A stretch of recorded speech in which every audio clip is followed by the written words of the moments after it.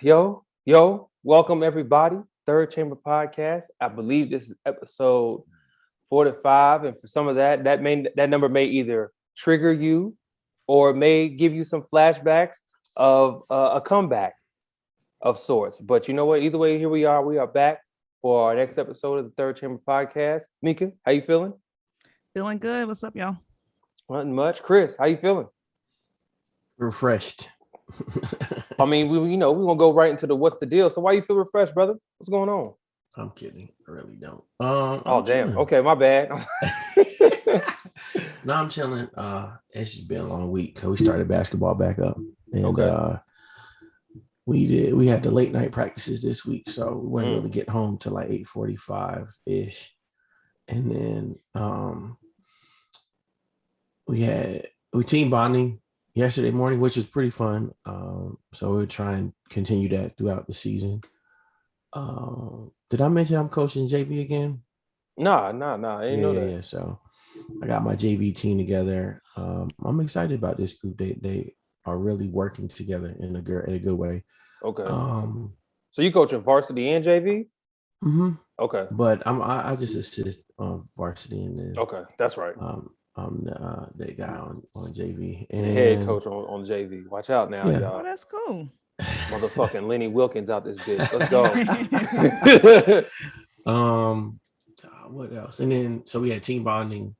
Then I had an event last night in Hickory, which was real cool because like I was telling y'all, the sister of the bride is actually a CNN correspondent who lives out of Charlotte. And her husband is a sportscaster for NASCAR for Fox Sports. Okay. Yeah, so that was pretty cool. But that was a small event. Had a great time. I met some pretty cool vendors from the Charlotte area, and I was like, I wouldn't mind working with them or like assisting them with something in the future, just because both of them were Black ladies. But they was like the event planner. I wish I could say her name, but I don't remember it. Hold on. Her name was Ivy. And hold on, because I had it pulled up on my Safari. And I say this, man, if I need a constant reminder that you have some island heritage, it's the fact that you got 5 jobs. Somebody was asking me that. They were like, is this a lady there, real nice older lady, was like, is this your main job? I wanted to laugh and be like, no, this doesn't pay the bills. Damn, come on. No, I was like, no. I said, I actually work in the school system, but this is kind of my side thing. And I was like, most of the time I've been DJing, but they needed a photo booth attendant. So I just stepped in, and anytime I get to do photo booth is cool. Cause like I was telling Mika earlier, like the easiest thing about doing a photo booth is treating everybody like family. And once you treat them like family and drinks get to flowing, they be like, oh my God, you're the man. All I did was press a button all night. That's it. All that. Press a button and hand people their pictures. But I forget. But yeah, both of it was like, I think it's April's Flowers and the Silk Veil, which is like events by Ivy, but both of those women held it down. And it wasn't a big wedding. It was probably 70 some people at max. Oh, see, that's what I'm talking about, man. Yes. But you would not have known that the wedding planner was like kind of the only one that was like boom, boom, boom, boom. But she was tough, man. And we had a good time. I got back to the house at like 1, and then I woke up with the intention of getting my hair done. But my friend was like, "Oh, my bad, Hammy." I'm like, y'all, I really don't want to have to pay a whole bunch of money just to get some twists. But I'm started about paying a whole bunch of money to get your damn hair done. So. But I'm on the verge of it now. Like I'm really about to be like, yo, son, let me just pay this $60. But she texted me and was like, what you doing later? I was like, nothing this evening. So hopefully by this evening, because like I literally spent like probably 20 minutes. Cause like for a while, usually if my hair isn't combed or like usually I have it like curled up. Yeah. So like whenever I do that, I always try to like, if I know I'm about to go get my hair retwisted, I'll spray water and just take a detangling comb and just go through my hair to try and get it not as straight as possible, but just less tangled up. So I spent a while doing that. And then I was like, oh my God. And I said, let me call call her and be like, yo, you awake? She was like, oh my God, I'm headed to a job interview. I was like, bruh. See, now she got my man's out here looking like Questlove by the scalp. You know what I'm saying? Yeah, she at least told my son. At least started laughing. I said, what's so funny? She was like, you look like the Cynthia doll. Like, that's fucked up. Cause your shit's in 3 parts. I'm like, that's fucked up, man. Oh, but man. mine was cool though. Other than that, just busy week. But thankfully, this week varsity goes the early practice. So JV we go from 4:30 to 6. Usually 4:30 about 5:45. The last kind of 15 minutes, 10 to 15 minutes, we do like an ab circuit. And then varsity will come on the court. I think they get on the court at like 5:15-ish. So we'll have like full court for about 40 minutes, and then they'll get on the court. And then thank God we get out of practice early on that. So I'll be at home a lot earlier this week. Okay. First scrimmage Tuesday against it's charter school. Leadership Academy in Encourageville. Okay. So Okay. we'll get one real practice in to Monday, and then Tuesday we scrimmage them. So see how the boys kind of react to somebody else in their face. Well, shit, you know how y'all living? What's up? Who next? Mika, you next? I can go next. Let's see. I've been reading this book series that's like so fucking good. Okay, so I got a lot to catch up with. Let's see. Last time we talked, I told y'all that I was going to Charleston for my sister's birthday. We went to Charleston. We had an amazing time. But let me tell y'all. So Saturday, my sister's birthday is Halloween. So Saturday night, she was just so fucking hell bent on going to downtown Charleston. We had already been in Charleston all day. And so we're like, all right, whatever. We left the house. Mind you, we stayed in Folly Beach. And if you don't really know how Charleston is kind of like, to me, I like to explain it as like the hub. And then everything else is kind of like outskirts that you go into Charleston. So we stayed at Folly Beach, which was probably about 20 minutes out. You cross over the bridge. Usually I stay in Isles of Palms or I stay in Mount Pleasant, where you cross over the Charleston Bridge and go to the other side. Mount Pleasant, I think, has been one of my favorite places to stay. A lot of good food there. Mika is a foodie. And so we stayed in Folly Beach. So we had to drive our asses back into Charleston. We didn't even leave the house until 11:30. So we got there in the midst of just chaos. I don't know if I told you this now. I think I did though.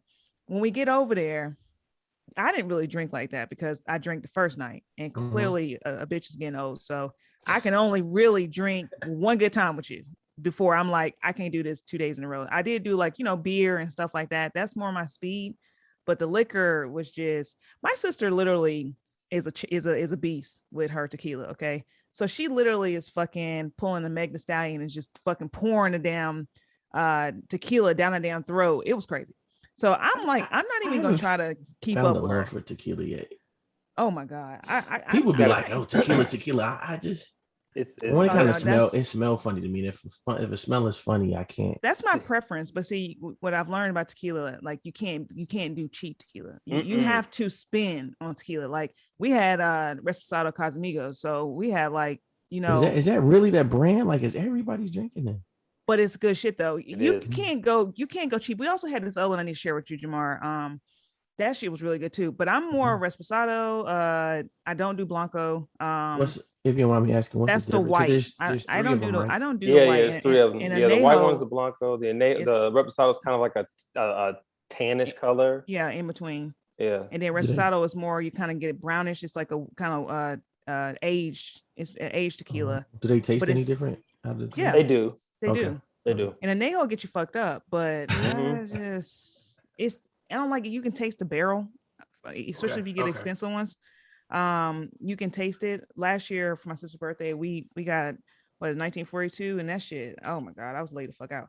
And but you have to. Oh, y'all big spending. Hold on. We ain't gonna gloss over that now. 1942. That's it. That's right. That's money right there. Yeah. So, but that's the thing though. So when we went down there, we had all top shelf everything, and she just pouring that shit in her. I'm like, girl, yo. So that first night, we were all kind of like, feeling good or whatever. We went to we found this random ass, like kind of like a damn hole in the wall hookah spot. I don't even know where the fuck we were, but it was black people. So you got to find black people in Charleston because it's few and far in between. Yes. So we went downtown that night for Halloween, y'all. When I tell y'all, it was so crazy. Like one, I joke about being old, but I am 37, so my head is on a swivel because I mean it's like College of Charleston students and probably Charleston Southern, probably. I mean, they running through bushes, tearing down fucking tree branches, throwing up every fucking where, falling over. Then you'll be walking random fights, like a dude run up, clock this dude. I was so like, I mean, imagine if especially in the Triad area, Franklin Street mixed with Bourbon Street, just chaos. Were And any that of the shit had locals my out anxiety on the street, high. on the main strip? Say what? Were any of the locals out on the main strip? Or was just college Bro, kids? it had been college students because I mean they had the whole shit. You couldn't even drive in there. They had the whole thing shut down because I guess that's the thing down there. I would have never known. So it was college. I mean, it was like the police had blockades and stuff. And I mean, y'all, it was crazy. So Leslie is walking with her like Louis bag. I almost had to like cuss her out because she's walking with her bag like this, like holding it, you know, like just down dragging. I said, Leslie, it's so many people out here. Put your bag on your shoulder before somebody run and snatch your shit and be gone. It's just sometimes you got to kick that real game though. Yeah, and I don't think like because everybody was kind of like drinking, I don't think people were really thinking about like what we're in the midst of. You know what I'm trying to say? So that shit was crazy. That just was wild to me. So we did that. We just got back from that. And then so on the way home, we tried to get some recovery food. And you know, I don't eat fast food. So we stopped at fucking Bojangles, y'all. Oh my God. We stopped at Bojangles. I haven't had Bojangles chicken and I don't know how long. It's been years, I think. That shit is fucking trash. Complete trash. They on the struggle Oh bus, my bro. God. Look, So I'm like, I got a question for y'all before you finish, not to cut you off on this one, Mika. oh, you good? What is the difference between the chicken supremes and the motherfucking chicken tenders? I think it might be the seasoning. Are they not the same thing? I thought chicken supremes was Bojangles chicken tenders. I thought it It's was spicy. too, but like I remember one time I went and I was like, I was so fucking hungry, and I was like, yo, I just fuck it. I pulled over, went to Bojangles. I was like, yo, can I get some Supremes? She's like, we don't have any Supremes, but we have the tenders. I was like, so what's the fucking difference? Oh, I don't know. I'm about to look it up now. Well, go ahead, Mika. I just wanted to throw that in there. My I wanted food to was ask trash. that question. See, Now the French fries bump with the seasoning on it, but you know you got to tell they ass light seasoning. mm-hmm. So I'm like, so I'm going hypertension into the in a week. box right there. So now I'm craving fried chicken. So I go into the week and I'm like, well, let me go check out. They just built a Popeyes over here, you know, by the crib. So I'm like, let me go over here and run on my lunch and get this damn hottie sauce and try this shit and get some chicken. Oh my God, y'all. I get the fucking hottie sauce because I'm literally thinking, I don't know why I thought that this was going to be like an authentic partnership and not a lazy one. I thought it was gonna be like Louisiana hot sauce maybe or something, like kind of like a literally hottie sauce. But I clearly this is where Mika is a cornball because clearly hotties is her people's, and it's a sweet Thai chili sauce. I told y'all that it just was not good. A sweet It's Thai, like a sweet Thai chili sauce. It's not even like so it ain't even hot. Like it's like it was a disappointment. So y'all heard it first. It was a sauce for like you said, it was a sauce for her hotties. But also my fucking chicken wasn't good again. And I'm like, fuck this fast food. My chicken wasn't good. I don't know. It was just like, what? Like I still haven't even gotten any good fried chicken. Yeah. I just think fast food is not what it used to be. They could just go to just take the drive, just take the drive up the street. Oh, just take the drive downtown where I live and go to Soul Food Meat Company. Here you go. I do need to go there. She wanted mid-grade chicken, bro. Not Zaza chicken, man. Nah, fuck all that, man. It's either Zaza or no go, bro. You only get them short garlics, yo. Fast food is just baby crispy, Mika. Fast food is just you just getting fast food because you hungry. You ain't getting fast food for nourishment or taste. It's fucking trash, yo. Throw the whole restaurant away. Both experiences fucking trash. I haven't had KFC. I want to go there because I like the popcorn chicken. I like KFC chicken. Nigga. I used to kill the popcorn chicken in my heavier fast food days, bro.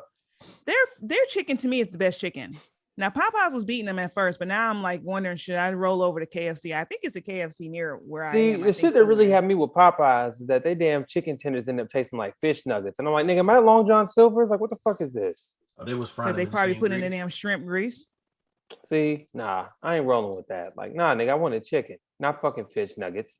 So, Fish but nuggets. I mean, hey, once a nigga got older, I was like, yo, I'm not fucking with fast food as much as I used No, to. you can't, man. You Yeah. can't. That shit. I was trying to go get some recovery food real quick. I feel like that shit made me feel worse. I hate to Fast say, food made me I feel will worse. say this: if for recovery food, Cookout still nice, hands down. Yes. Cookout Damn. is still nice, But you hands gotta down. wait. You gotta wait. They got the goddamn 2 white. hours. They got the white cheddar bites. Oh my god! I'm gonna share this TikTok with y'all Fire. in the group chat. Mhm. But at Coastal, for one, Coastal Carolina has the dopest social media that I've seen in a while. It's the most creative. So they Okay. set up probably like an iPhone, and it was on record, and they had a sign underneath. It was like, "What is your go-to cookout combo?" Yo, son, these football players on a different level of eating, but the combo concoctions they was coming up with, I didn't think you could finesse that much food at a cookout. Mhm. And like I called Mason, I call my nephew, and I was like, nephew, y'all eating like this? He was like, I'm telling you, we be running through there, and you get the pink lemonade or the sweet tea. I'm like, dog, I didn't know you could really put that much food together on a cookout tray. Man, listen. Yeah, the cookout tray is real. Like if you just want to talk recovery food, like for real, there's only two resting in heaven can be mentioned in the same breath as them, and it's Popeye. I mean, excuse me, it's Cookout and it's Waffle House. That's all I need. Waffle House is great, That's Yeah, all I Waffle- need in my Waffle life is House, saying when I though. need to recover. especially a dirty Waffle House. Yes. So yeah, man. But that's that now the things. I'm like, look, I'll just cook at the crib for the most part. But when I do, and I'm like, look, I just need to. If I had a What fun was your night spot out, that you was always going to? for me. Yeah. Oh my God. What is that place? Jack in the Box. Yeah. I'm Oh with you. yeah. Well, I fucks Jack in the Box. The Jack in the Box, the egg rolls. They like This one that. right They're here by my spicy. Oh house. my gosh, yo, their spicy chicken sandwich was hands down like busting ass. I It didn't know was like that. their spicy chicken sandwich was great, man. Oh my gosh. You know what surprised me? I'm surprised Hardee's never came out with a spicy chicken sandwich. You sure? If I missed it, I know they had something with like some jalapenos and cheese or some shit like that. Yeah, I remember back in the day they used to have the Philly cheesesteak burger. Oh no. Who? Hardee's? No, that shit was fucking amazing. I probably was eating 2,000 calories, but that thing hit. Oh my god. Where was it at? This was when I was in college, so this was like, and they never brought it back. No, what restaurant? Hardee's, Oh, hey man. the Philly cheesesteak Hardee's burger. Hardee's is great to take you out of this place, man. Oh yeah, and they don't care. Like they've A definitely million said it. calories. Yeah, they do Bruh. not care. I mean, but they're Like, not supposed to. Like they know what they know what they're here they to do. have one of the best basic fast food cheeseburgers. Like if you just want to get a cheap cheeseburger, Their They chicken do. tenders are money too. They do. Hardee's is it. I done took us down a I hate rabbit the hole. fact that like, you said what? I said I done took us down a rabbit hole. You did. I did. Well, Hardee's burgers, to me, Hardee's burgers are the best. If you really want to get a good fast food burger, Hardee's burgers are the best in my opinion. They're a little pricey, but Cookout. nah. Cookout don't do it for me no more. Oh no, Cookout do it for me. They sometimes they put too much fucking onions, but Cookout burgers, I'm here for it. And you know, one place that I still haven't tried their burgers, because I went in there and everything was a la carte, and I literally was about to spend $20. I'm like, fuck this shit. Where? Five Guys. Yeah. Oh yeah. Five Guys is crazy expensive. But you gotta why order is this like. shit? I ain't been to Five Guys since they've been easily accessible. I'll be honest with you. Yeah, They too expensive. I went to Five Guys in Raleigh when it first opened. They ain't been back since, and it's like it looks good, but I just don't like. There's one in Greensboro I just don't be It's having too expensive. Why? I'm like, I tried when I first moved to Charlotte, and because it's around the corner, and I'm like, let me go ahead and try this place. That's what everybody's saying. Because I wasn't eating beef. I ain't eating beef for like a few years, 6 years. Mm-hmm. So I'm back in these beef streets. When COVID happened, me and Leslie was like, man, You eating beef again? ever since COVID, yeah. COVID happened. I'm like, let a bitch go get a steak. I'm in this fucking house, depressed and shit. So yeah, I've been back eating it. So that's why I was like, while I'm still on it right now, let me go try. Man, that that shit, I was like, this is $10 and I don't even get a fry with this motherfucker. No, I couldn't do it. I couldn't bring myself to pay for it. And then they give you the endless ass fries. It's like, dog, I don't need all these fucking fries. I don't need all these They do give Give me you a fries. the lot of bag, fries. bro. Give me the bag, literally. Hey, Shake Shack. Have you been to Shake Shack in Charlotte yet? Nope. Yeah, hey, come on. Their son. burger's Shake- good. Yes. You know, yes. I'm gonna say We go to Shake Shack in any city. I enjoyed Shake Shack when I was in Houston. Not so much here. Oh, anytime we get. Where'd you go to the one beside Hawkers? Who, me? Who, me?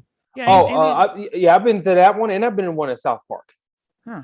We went to the one in Chicago. I don't think we've been to the one in Charlotte yet, but we went to the one in Chicago. We went to one in New York over the summer. Shake Shack they burger so good, man. I'm trying.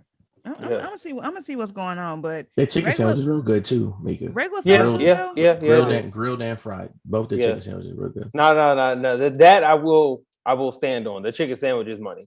Mm-hmm. Okay, I'm gonna see what's going on. Let y'all know. But other than that, y'all, that's all I've been up to, man. Chilling. We go to Miami in 3 weeks. I was telling Chris, and like, so I'm ready to have some fun, man. I'm ready to just after that, it's holiday time. Well, we are in the midst of holidays. My child's birthday is on Thanksgiving, so yeah. And so when did the clocks go back? Is it today? Today they already went back, bro. they already went back. That's probably why I feel pretty good. Yeah, got that extra hour, boy. Yeah, man. I tell you, I was and like that's probably the farthest I've gone for an event. And I was like, and the crazy thing is, I was talking to the bride after the what you call it? It was me, the bride, and then she was talking to our DJ and his friend, and I was like, so what's y'all moves like? What y'all doing after after the wedding and stuff? I should have said, what are you guys doing honeymoon wise? But they're going to like St. Thomas, so out there. Nice. And she was like, we're going to go hit this place, and then we're going to this bar. Y'all want to come turn up? Y'all come through. And I was like, yeah, nah. I didn't even know people did. I didn't even know people continued the wedding after. Yeah. Oh yeah, that's a thing. Yeah, that's a thing. When one of my homeboys got married, like everybody immediately went to like downtown Greensboro and was like they was turned up down there. Damn. Like Quincy's wedding was kind of like that. Was it? What y'all do after? Well, I left early. Yeah, you left. Yeah. Yeah. But JD, man, I see you got a fresh baldy. Oh yeah. I found a motherfucking barber out this bitch. You know what I'm saying? So Finally, that's the first update. What? Man. You went to the no grease place. Nah, I ain't go there. I thought you said you went to the no grease. No, that's where I got the razor burn from. So I didn't go back. So what's the new barbershop? What's it's a spot on Central Avenue called the Old Charlotte. I was like, all right, I'll give this a run. Sometimes how much was your cut? It was like 35. No. I think it was like what 37. That's not bad. Yeah. And what do they do? They cut your hair and do your beard? Yeah. Clean my beard up. Whenever you have a beard, Mika, they charge you more. Oh damn. Yeah. So I use the app called Booksy, which is what my former barber used to use when I used to book his appointment. When I book an appointment, so I just kind of searched off of there, right? So I'm sitting there, I'm like, I'm looking through, trying to find something, and I came across this dude. He got highly rated. It's not too far from where I live, so I'm like, all right, cool. I can bust over there. And it's actually not that far from where I work, so I was like, all right, I'm gonna just bounce out for the day. Just say I got an appointment. You know what I'm saying? And then I'll catch y'all tomorrow. And I went ahead and got my head shaved. So I get in the barber shop. Oh yeah. So I get in the barber shop, right? I'm like, okay, cool. I get in the barber shop. I'm looking, I was like, full of white people. Oh God. So I come in, I sit down, I see nothing but white barbers, and I was like, I see this Asian cat. And, were you slightly nervous? Oh yeah. Because all the white dudes that was getting cuts was getting nothing but fades. Oh, I was like, interesting. So one of the dudes asked me, he's like, yo, you got an appointment? I said, yeah, Johnny B. And so Buddy, he was in the corner. It was an Asian cat. I was like, okay, I can live with this. Probably in good hands at that. Yeah. I can live with this. I can live with this. So because I had seen his work. Like that's the thing on Booksy, you can see their work. Like he has like a he has a ring light and shit like that. So he takes photos of his customers and what they do. So he took some of that and posted on his Booksy account so you can see his work. So I was like, okay. So I just didn't see him. I didn't click on his profile to see what he looked like. I just looked at the work and like he was highly reviewed. So I'm like, all right, cool. So, but yeah, I mean, bruh, he was, he and I had like a quick conversation. He was telling me his lady has a salon and stuff like that too. So, he's a former UNC Charlotte student. He's like in like fashion marketing or something like that. But yeah, he was a cool cat, man. He did a really good job. I didn't have any razor burn.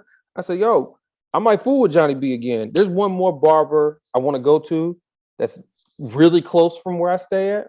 So I'm gonna go ahead and give him a run, see how it go. So I went ahead and got like a what did I get this cut for anyways? I'm trying to remember what I got it for. Because it was after.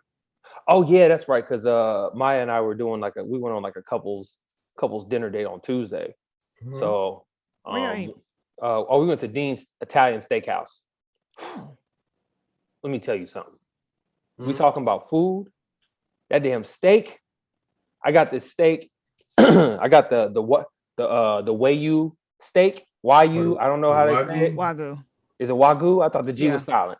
So G sound? I thought it was. I've always heard everybody say Wagyu. Wagyu. That's how you say it. Wagyu. So I got on top. You can do like you can add a little flavor to your steak on top. So I got this thing called the Dolce Gorgonzola crust on top of the steak. Amazing.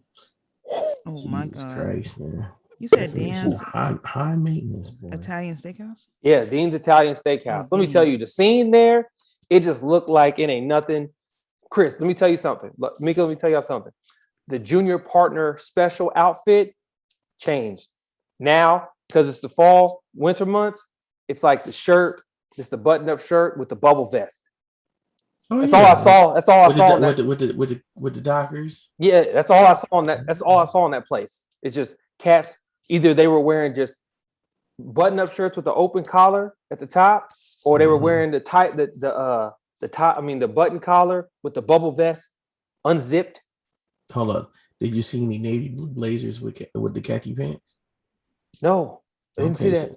So the managers weren't. The big wigs weren't there. But you got to remember, man. So Mika, not remember, but just to serve as a visual, what is around there? The new Bank of America building is down the street. Honeywell's down the street. Ally is a couple of blocks. I want to say a couple of blocks west. Mm-hmm.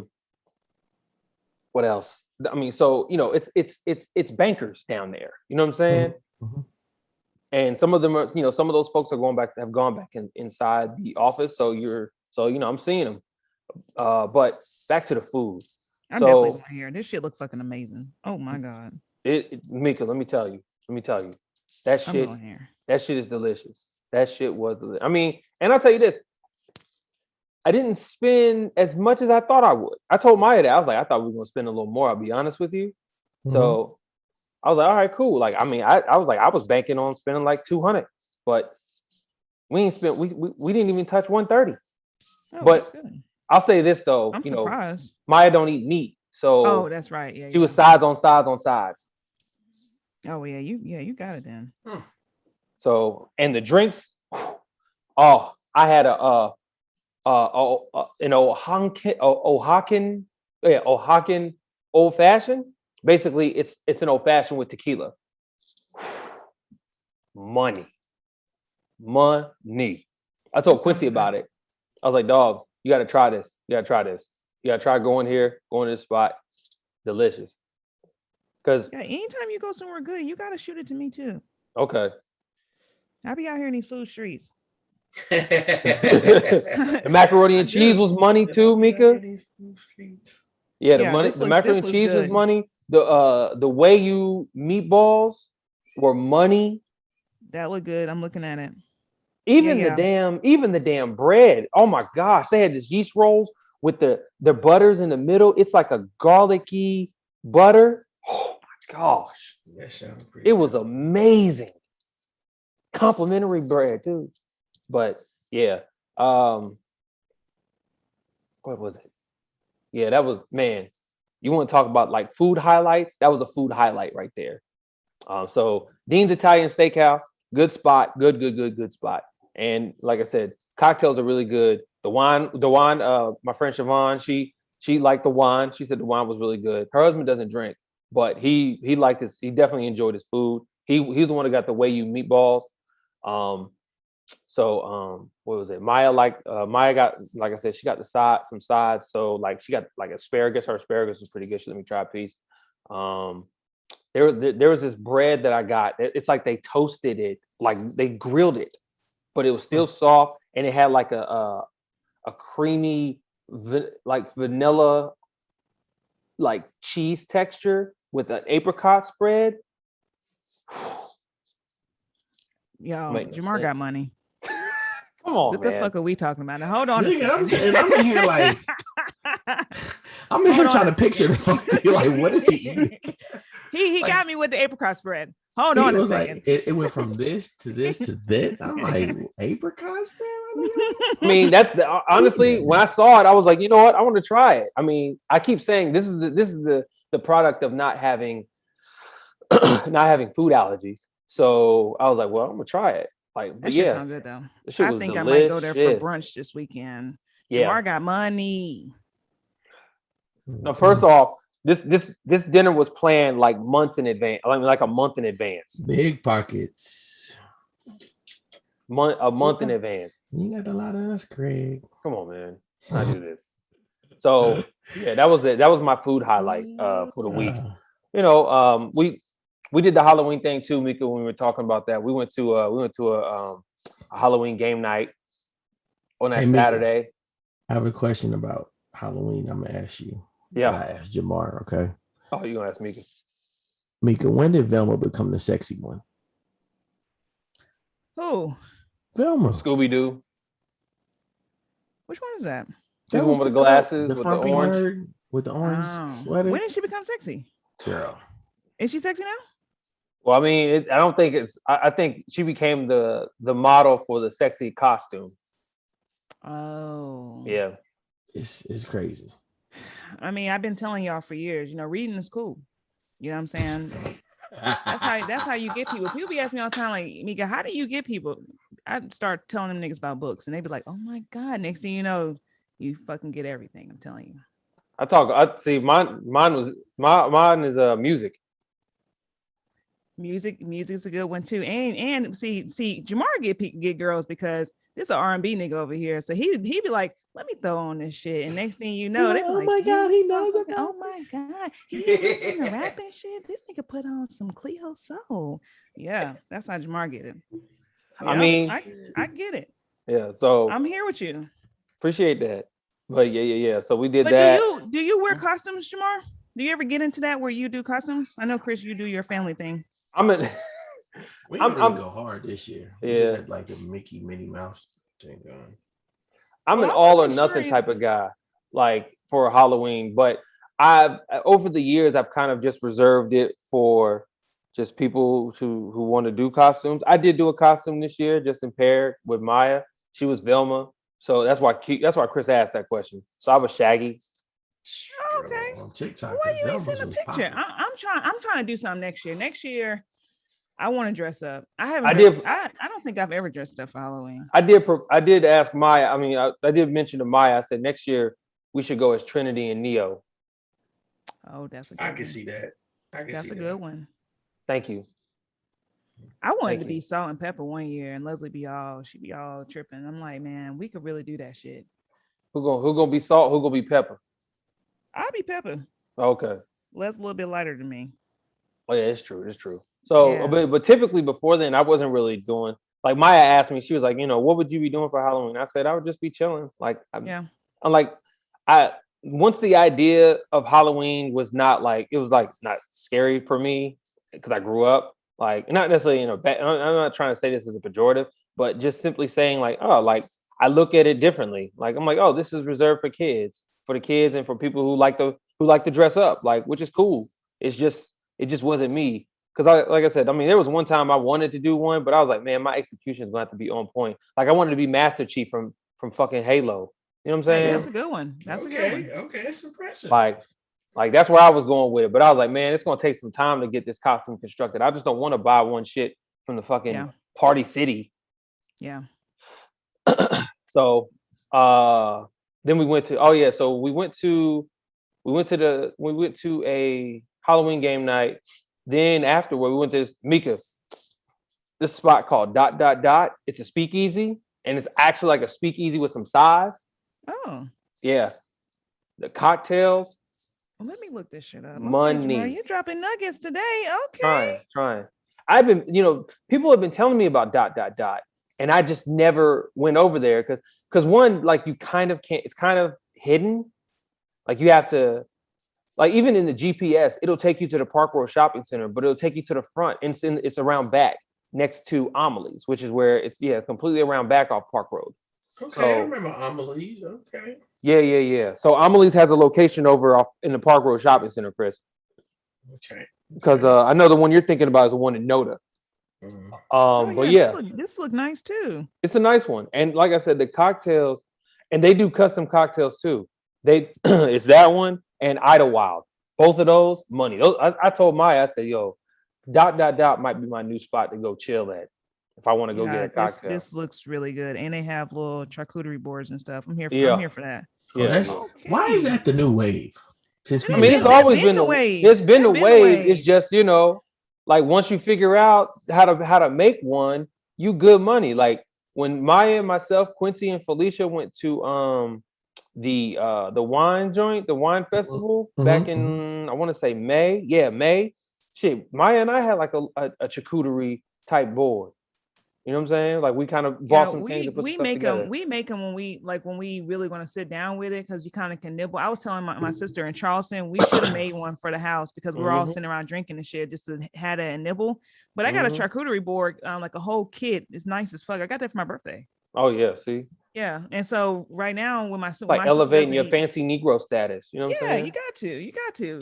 I mean, I've been asking for grown up people shit for Christmas and everything. Like I'm trying to upgrade my wine glass. I'm over here. Just give me glasses. a video, baby. Nigga, I asked my mom. I was like, yo, my mom asked me what I want for Christmas. I was like, yo, give me this rug. Yeah, you got to. This is what you evolve to. Hold on. Let me add a little more context to this rug. Please, because it ain't just no regular rug. Don't get it fucked up. We talking to Jamar here. So Mika, I got an idea, and so there's this dude that does custom rugs. So I got an idea to get the Eastern Conference logo as a rug made. Okay. I'm gonna have it in the walkway. It's about 3 feet. I think it's about 3 feet around. And I'm gonna put it right in front of the door when you come in. Just add a little, add a little something to the entryway. Look at Jamari. I got my I can't wait. I got my wall art coming tomorrow. What'd you get? Fancy. Come on, man. So what I did was, there's a coffee shop called Indley Coffee that's up the street from me. So they've got, and I've seen this elsewhere too. So last year before, I was trying to think about like, all right, I wanted to, you know how they put like quotes and things like that. Just it's very simple, simple, minimalistic type of thing where it's just like quotes, just white background wording, but the wording is kind of powerful. It's kind of bold and things like that. So that's what I did. I just took four of my favorite quotes, put them in bold and just put them on Canva and just had Canva print them as posters, but 18 by 24 posters. Oh, nice. Yeah. It's gonna be nice. So I'm gonna have them on the back wall. I mean, in Canva, I'll be honest with you, bro. Y'all, like for all four of them, Canva only charged me $30. That's good. Now, trying to find an affordable ass frame for them, different story. Yeah. Like I just don't want the little plastic poster frame. You know, I got nothing but wooden frames on all of my wall art in my room or in my bathroom. Like I want that same kind of feel. I just don't know what color I want to get. And I know we getting, but this is the type of adult shit. This is the type of shit you talk about as an adult now. Like that's where we are. Shit to complete the crib. Because guess what? I'm gonna get some shit that I really, really want. Like me and Chris were talking because I'm hoping. I think I'm gonna test this out. Back in the sneaker plug game, I don't have to worry about trying to get raffles and shit no more. So I didn't even know the raffle was still for. I just be out here just trying to just hope I can get some shit. Like, yeah, I stopped I, getting hope. I stopped all that shit. I just couldn't deal with it anymore. Raffles be on some bullshit too. yeah, it's crazy. So so yeah. So that was that. That's what I was talking about. Like, my mom was asking me, she was like, "What do you want for Christmas?" And I shared it with her. So she's like, "All right, cool." So yeah, that's my mom. That's my Christmas gift from my mom that I proposed. So we'll see. We'll see what the That's quote looks awesome. like. But yeah, so it's this cat. I'm trying to think what else. I don't want to get into no work shit because fuck it. Even though I took a little moment off, the running's good still. I can still be able to get a little jog in. I want to get on my bike. I just bought some gloves, some Nike gloves I found where I can go ahead and ride my bike, in the cold because I'm ready to tackle this little cold weather front. Cold front that we got around here. Now that it Man, it's feels been like cold as fuck in the mornings, yo. Mhm. I love Night too, but I gotta get up and take the dogs out. Oh my god, I've been I out that love it. It's motherfucker weather where you freezing. gotta go crank that car up. Oh my god. Oh, see, I got hit the remote two We're times, turn not it on. all as fancy as you, Jamar. You know Some what of though? us. Let me tell you something about this. This is a hell of a perk for the car. When it's 40 degrees and below, the motherfucking heat cut on. I said, "Yo, this is great. I'm never going back." That's not bad. That's I not said, bad at "Yo," all. but that's about it though. Just some old regular living, man. Old regular living. Yeah, Niece and yeah. nephew doing all right, and things like that. Friends. I'm thinking about having something with the fellas here. I was asking about them where we could just because we normally like during the pandemic we used to do meetings over Zoom where we were just talking nothing but music. But Mhm. now we can do some face to face shit. So we thinking I put out the idea to the fellas to some of the fellas that live here about just doing just meeting up, talking about the latest music and shit like that, while just having a little cigar, having some drink, and just catching up. So that's one thing. Dope. Having little moments like that, being able to just kind of interact. But yeah, that's about it though. Nice. What y'all drinking on now? Is there like a Well, we all differ, man. Like I think J-Mo's still a brown liquor drinker. J-Mo, I think J-Mo and his cousin Sean are Mhm. brown liquor drinkers. Quincy is, I think Quincy's either or. Like he's a brown or a white. Like he'll do tequila or he'll do brown. Same, me too. I mix. You know, Q more so. Q might admit that mixing for him might put him in some trouble. Mixing for me really don't put me in no trouble. that put you in trouble though? Hey man, hey, it may get you on. But for me, I was like, I don't feel it too much. Like I'm like, all Mhm. right, but I pace myself too. Like I'm not putting them back. That's how I'm I chilling. am. Yeah, I'm I, chilling. I'm a pace. Like I like to chill with my shit. Like I don't Yeah, have to be, what is this shit called? Rowing the boat. I don't have to be pouring that shit down my damn throat. Like just let me sit here. Like yeah. give me a moment, okay? Give me a fucking Mhm. moment. Exactly.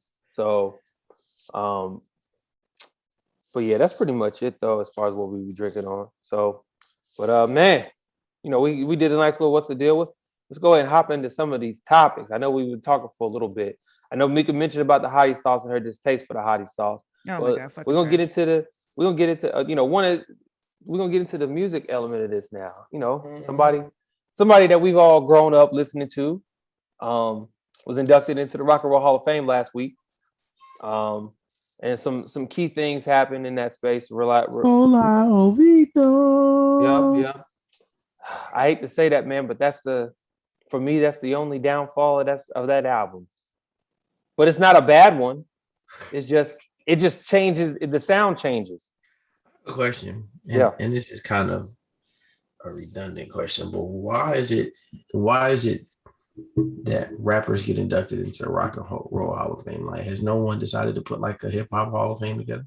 Well, it's being put together now because I think I remember seeing financial backing being one in Queens. Okay, okay. It's either That would be Queens. dope. Queens of the Bronx would be dope. Yeah. My fault. Bronx, the Bronx, the Bronx, the Bronx. But I mean, I think it also takes some extensive continued support, just like the Yeah. Rock and Roll Hall of Fame has been having that continued extensive support. And I mean, also, shoot, whether they want to say it or not, Black folks invented rock and roll as well. So Yeah, hey, because I hey, was we surprised. deserve to be there. I We was deserve to be surprised there that too. Tina Turner wasn't already in there. Like she got inducted this year too, and I was like, Really? really? Like I Well, thought she was already in there. I was here's the like, that's caveat for crazy. that. She's in there for a group. This one she's in solo, and she didn't drop her Yeah, first but prop. I feel like she should have been in there solo a long time No, ago. because she didn't drop 80 a something years solo. old. She didn't drop a solo project until the 80s. That first album where what's Yeah, it? I What's know. Love Got to Do with It?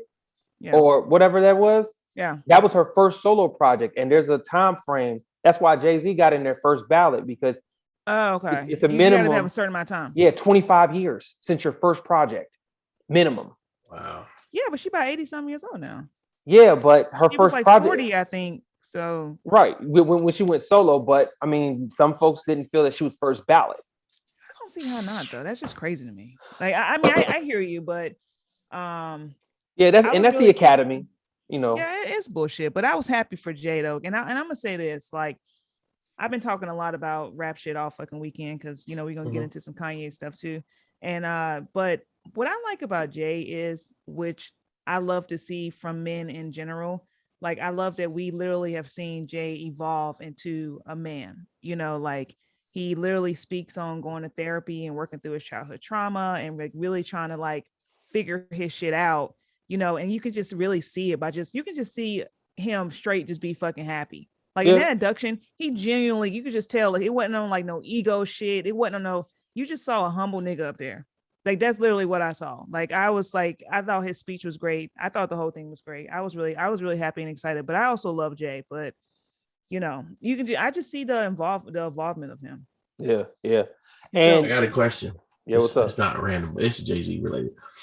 So we were in the car, and Shalise was like, "Would you want to like chill with JayZ?" Now, JayZ's one of my favorite rappers, and I was like, "Nah, I just don't feel like it'd be like if I was going to chill with JayZ, I'd rather chill with JayZ in a setting where it's like a bunch of people and we having a conversation. You know what I'm saying? Yeah, where it's Like, mutually beneficial. Yeah, because I yeah, feel like Jay-Z don't talk much. nah, and Yeah, I feel like it'd be a waste of time to just be like, oh, or if I was in the studio with Jay, then it might be cool because then I can kind of pick his brain about studio etiquette or just studio stuff that he normally does and where that comes from and how he feel it benefit. But I just was like, I wouldn't want to kick with him because I feel like he just wouldn't say shit, and you'd be like, okay, why am I just sitting next to you? You know what I'm saying? yeah. Because I think she was like JayZ or Michael Jordan. I was like, I kind of would go with Jordan. Nah, I kind of go with Hov if I got to choose between them two because Jordan's an asshole. I feel like Like he's Jordan. gonna talk to you to be an asshole. I feel like that's JayZ. I feel like JayZ will be the dickhead. But I see, I could see. That's the difference between being a smart ass and being an asshole. Like I feel like JayZ be a smart ass. Like, but being a smart ass, you have to be. I feel like for the most part, it's being a smart ass is being provoked.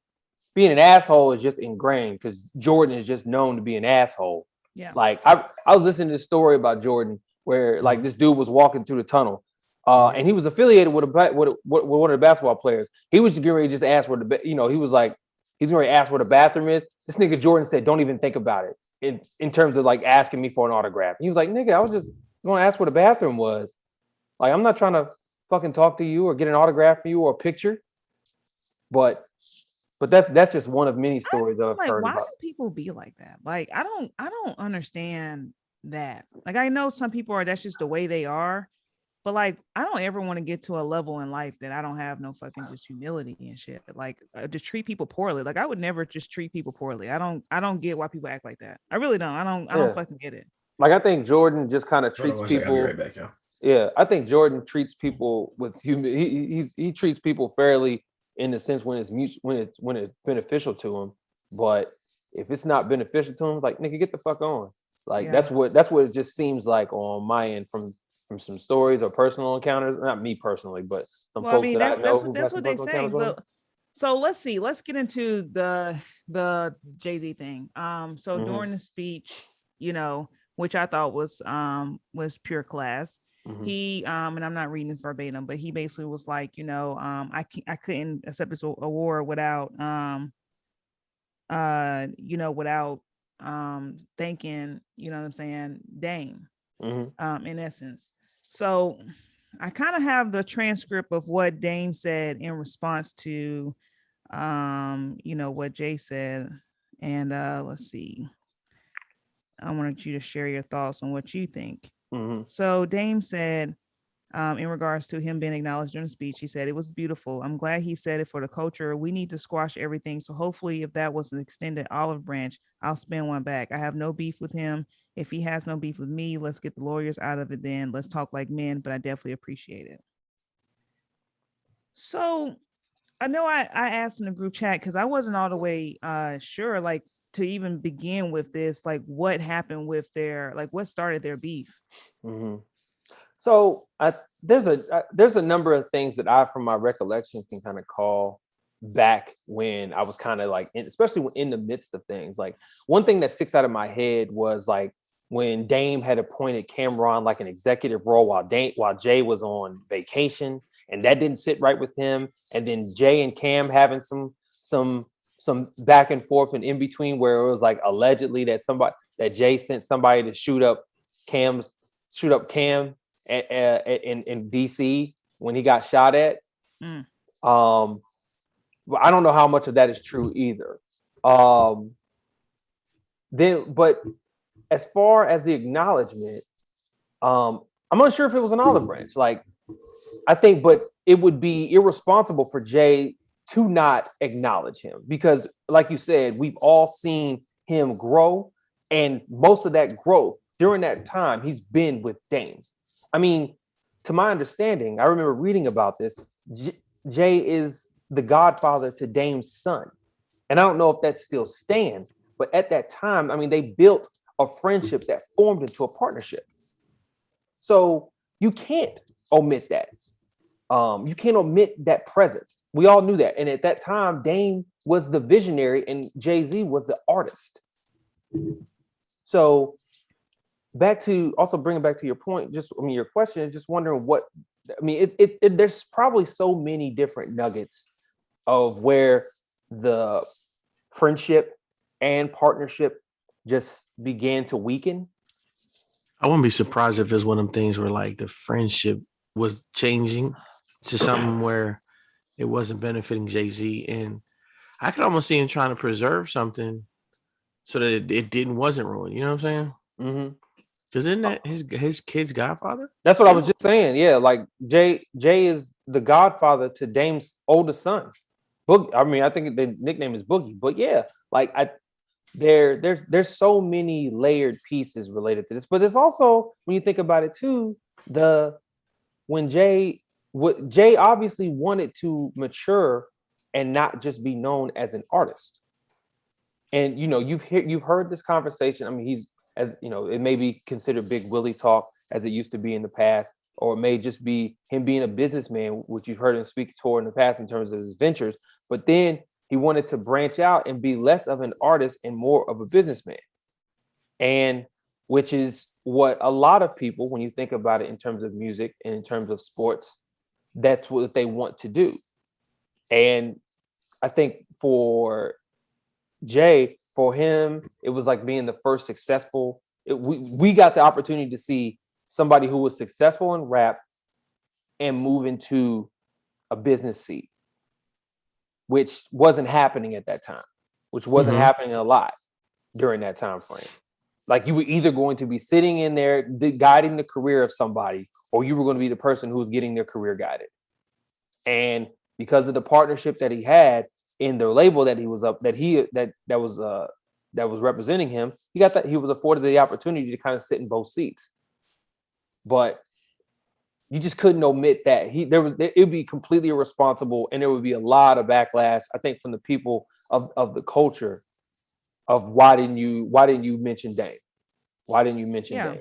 I don't think it was an olive branch either, though. Yeah, I don't. I think Dame probably would love for it to be, because I mean, JayZ's a fucking business at this fucking point, and Dame doesn't have any fucking money. So Dame's like negative $2 million. So net worth. So I mean, I think a lot of times when it comes to business and friends, I think it's honestly just halftime is ego. And then definitely in that time, and I don't think it's nothing wrong with I feel like even if they sat down and talked, like maybe they should, right, and just squash it. But I don't think they ever will be cool. It's not Like gonna be the you can same. squash it with people and still not rock with them. You know what I'm Yeah. saying? Like it's so many people that like I have no beef with you. I don't fuck with you.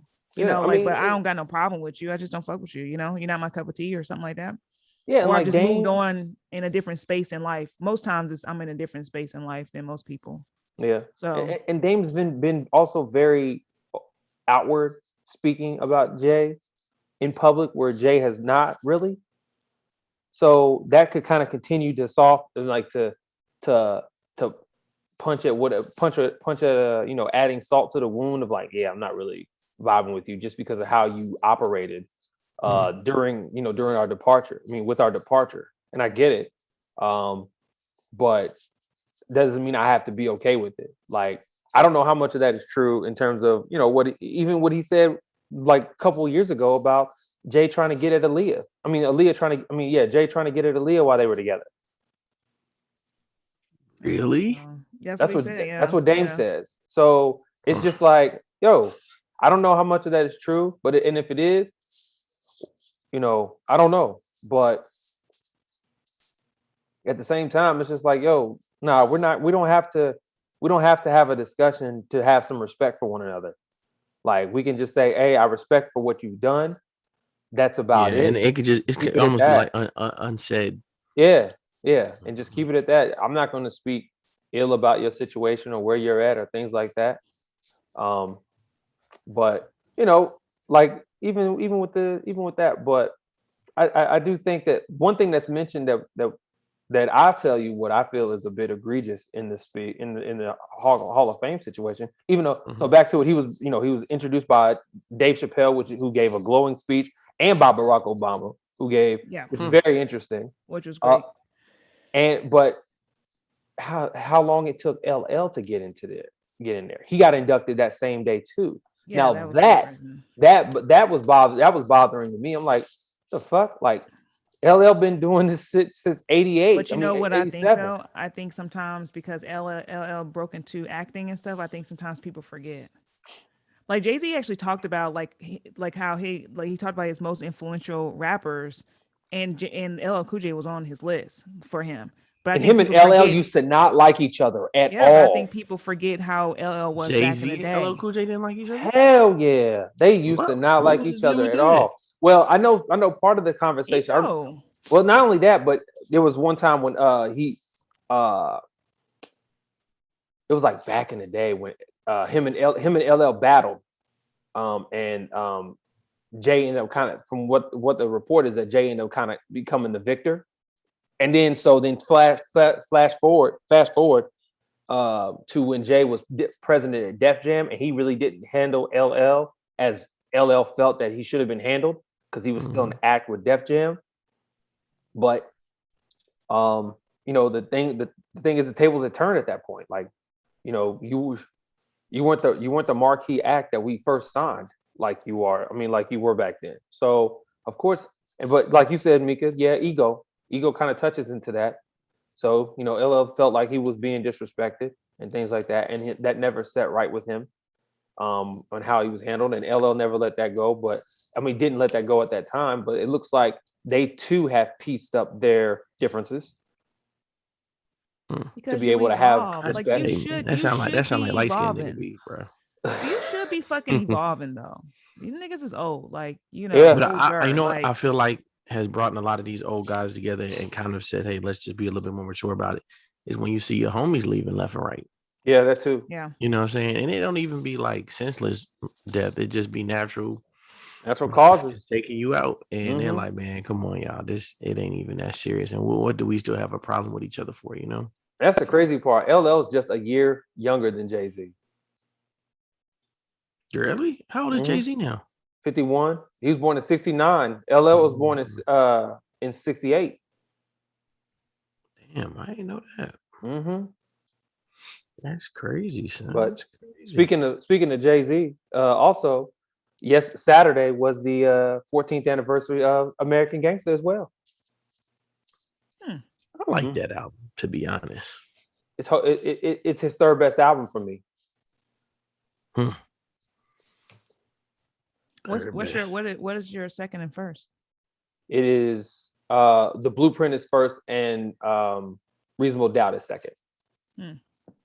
I didn't come of age listening to Reasonable Doubt. I came of age listening to The Blueprint. So that's Oh. why it resonates a little bit stronger for me. No, I listened to Reasonable Doubt, but I'm Blueprint is about to say it's my my number number one. one is probably Reasonable Doubt. Then it's probably Number 4 is Volume 1. Sits high on my list of whole albums. Reasonable Doubt. Then probably the Black Album, and then Blueprint. Oh no, Blueprint's my number one. Blueprint's my shit, yo. Oh my god. Listen. Oh my god. He was on a different. But see, he was on a- Reasonable Doubt and the Black Album to me can go 1 and 2. I'll be honest. I love the Black Album. You know what? I can see that. The reason why for me, I haven't even mentioned the Black Album, and I've mentioned Reasonable Doubt. Nothing hits harder for me than "Can I Live" is just a fucking wonderful song for me. That's true. Like I love that fucking song. I will forever play that song. Always. But yeah, I mean, this was good. I think this was something, JayZ being inducted into Hall of Fame. It was like my first time. One, because he's one of the first. I think they said he's like the one of 2 first living rappers to be inducted. Like Really? solo rappers, because Biggie and Pac were inducted, but they're deceased. Yeah. So, that's a notch. Did they wait their time? Did they have to wait the same parameters? Yeah, I think yeah. they Biggie had to released, wait. Like, what was it, last year or the year before last? It was Yeah, recent. Biggie just got inducted last year, Last and year, then Pac yeah. got inducted the year before last. Yeah. Okay. Yeah, It's because recent. Biggie came. I mean, because Pac came out before Big. Yeah, that's true. So yeah, but yeah, it was great. It was great to see somebody that like you said, Mika, we basically had seen a large portion of their career development. Yep. And this is where it came to. This is where the ending of it is, and this is from all the work that was done, the impact, things like that. For those who are fans of his, it was a wonderful thing to see. It was a wonderful thing to see. Yo, y'all want to hear something crazy? What's up? Tupac mom is from North Carolina. I didn't know that. I didn't know that. She from Lumberton. Wow. Damn. Because I was on She's Snapchat for a deceased. second. She's deceased now, is she? Mm-hmm. I was on Snapchat for a second, and one of my players was riding to my son. That's Tupac mom house. I said, "Where you at?" He was like, "I'm in Lumberton, coach." And I was like, "His mom from North Carolina." So that's crazy. Didn't know that. I didn't know that either. So any lasting thought? Any last thoughts about this? About the man known as Sean Carter, JayZ? No, I mean, I think it's dope. That he got inducted. Like I said, I would love to see us have our own type of Hall of Fame set up. And like you said, he was genuinely happy. And Dame Dash, he a grown ass man. He need to worry about himself, so he always hollering. You know what I'm saying? Yeah. Like if a nigga was just being respectful, and hey, tip the hat, keep it fucking moving. Yeah. That's how I look at it too. Like not just an opportunity to try and say, oh, because I mean, I hope I hope he's not having these moments where it's like maybe we can restore something. Because now, like I said, Jay's in a different space. He's different. He's not the artist anymore. He's not. He's long not been the artist. He doesn't need Dame's really no business advice because he's doing fine with his own. Yeah, and I don't know if he feels like having somebody having to carry motherfuckers. And we all know Dame's personality too. That may not. Dame is that dude that you accidentally went to the club with and didn't know he was going to get lit and be wanting to fight everybody. And you got to be like, man, I got to fight for this. I got to fight. Like, You want to keep it music? You want to keep it music and talk Kanye and then go to sports? Yeah. Talk Kanye, yeah. Okay. Yeah, we can do that. Public service announcement. Oh yeah, Kanye a clown. The artist formerly. Hold on, don't forget. No, the artist formerly known as Kanye. He's now Ye. He's changed his name to Ye. He's Ye. So Lamar. Cut So, that shit out, man. That nigga name is Kanye West. all right, man. Yeah. See, I do that. See, I do that, and I get problems. I No, can't. man, because I feel like, for one, if I ever seen him, I probably would call him. I don't think I'd ever call him Mr. West, to be honest. I'd probably be like, "Excuse me, Kanye," and if he'd be like, "Oh, my name is Ye," I'd be like, "But bro, like, ain't Ye always been your nickname? So why is it Yeah. now just your name?" Like, Well, I mean, that's the name he's going with as he's going through this walk with Christ, or his walk in Christ. I don't know how he views himself, but I know on that damn interview he viewed himself as somebody being the clown music behind it. you said what? I was playing the clown theme song. Oh, being adorned as being appointed as somebody to spread Christ's word in some way, shape, or form or fashion. But I mean, hey, good for Revolt, man. You know, hey, from what I hear, if I'm not mistaken, it's a black-owned platform. It's got Noriega. So Talking he was about on the Drink Champs. Yeah, Drink Champs. You know, Drink Champs part of Revolt, and you know, at least he gave that look to a black-owned spot for some folks that would like to hear that. So Kanye made an appearance on Revolt. I think the conversation was supposed to be. I think Nori was supposed to have Drake on, but it didn't come through. So he was able to come through and get. Oh, hey, Les. He was able to come through and get Kanye West to come through and have a nice conversation about what was that 2.5 hours? I need to check it out still. Because the clips I seen had me befuddled. Them clips I seen had me befuddled. And I was like, what the fuck is he talking about? That's only that. And it's just like, what happened to his hair?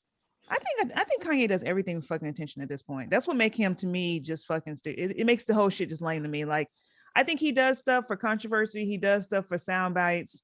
He does stuff he's just a fucking narcissist. And that's what I think. I'm about to say, I'm agreeing with Mika, man, because it's just like, bro, it looked like somebody got the patching all over his head. So that's kind of what I said too. Like, I'm like, yo, this entire conversation is about him and his brand and grabbing bodies to pay for his products. And it's all rooted in that. Bro, who he sat with, who he was, his way of thinking to his appearance. That shit, his Adidas apparel really don't even be that hot. Like, there's a few items I'm like, oh, I would get some of these sneakers. But those shoes or sandals that look like somebody just stomped in mud and they turned it into like a shoe, them shit's ugly looking, bro. And I don't get how that's. I just don't get it. You talking about his brand and stuff? Yeah, like some of the shoes I like. Some of the sneakers, some of the old shoes, like the runners and the ones the wave runners, them shits are tough. But people buy the shit now, all them sandals and shit for the hype, just for the fucking brand. That shit is that I shit. heard them sandals terrible. Like, I heard they suck. I bet they do. Have you seen his Gap line? That puffy jacket he had on at the arena, the red one. Oh yeah. It's like $300. I mean, it's I can see that being a crazy. Gap price though. No. Let me tell you something though, because this is the reason why Mika mentioning this is very important.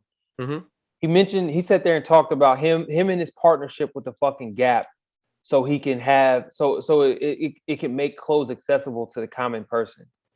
But you're charging fucking $300 for a jacket. Like, a $300 jacket at the Gap to me is not a far-fetched concept. Does that make sense? That's just like $300 or $400. I'm not paying $300 or $400 for a Gap jacket. For a fucking bubble coat though, like, come on now. Nah, that shit I get what you're saying. I'm not buying it. I just it's just like it, and that's the point that as I was listening to the rest of this interview,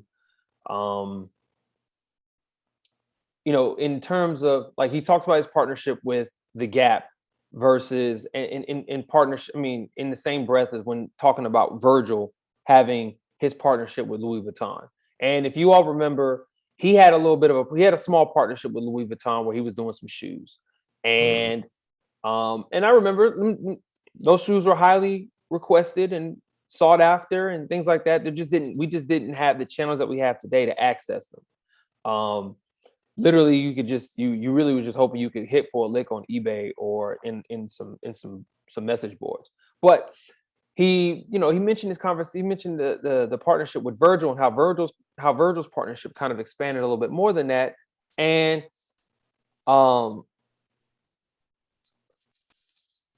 I just look at this and I'm like, dude, like you're telling us that first of all, you're not even like you had to hug him, but it was a fake hug. Like you weren't happy for him. You just did that just because you felt it was best to do, but you weren't happy for him and having an advancement, having a different partnership. So you went to. But is Kanye happy for anybody?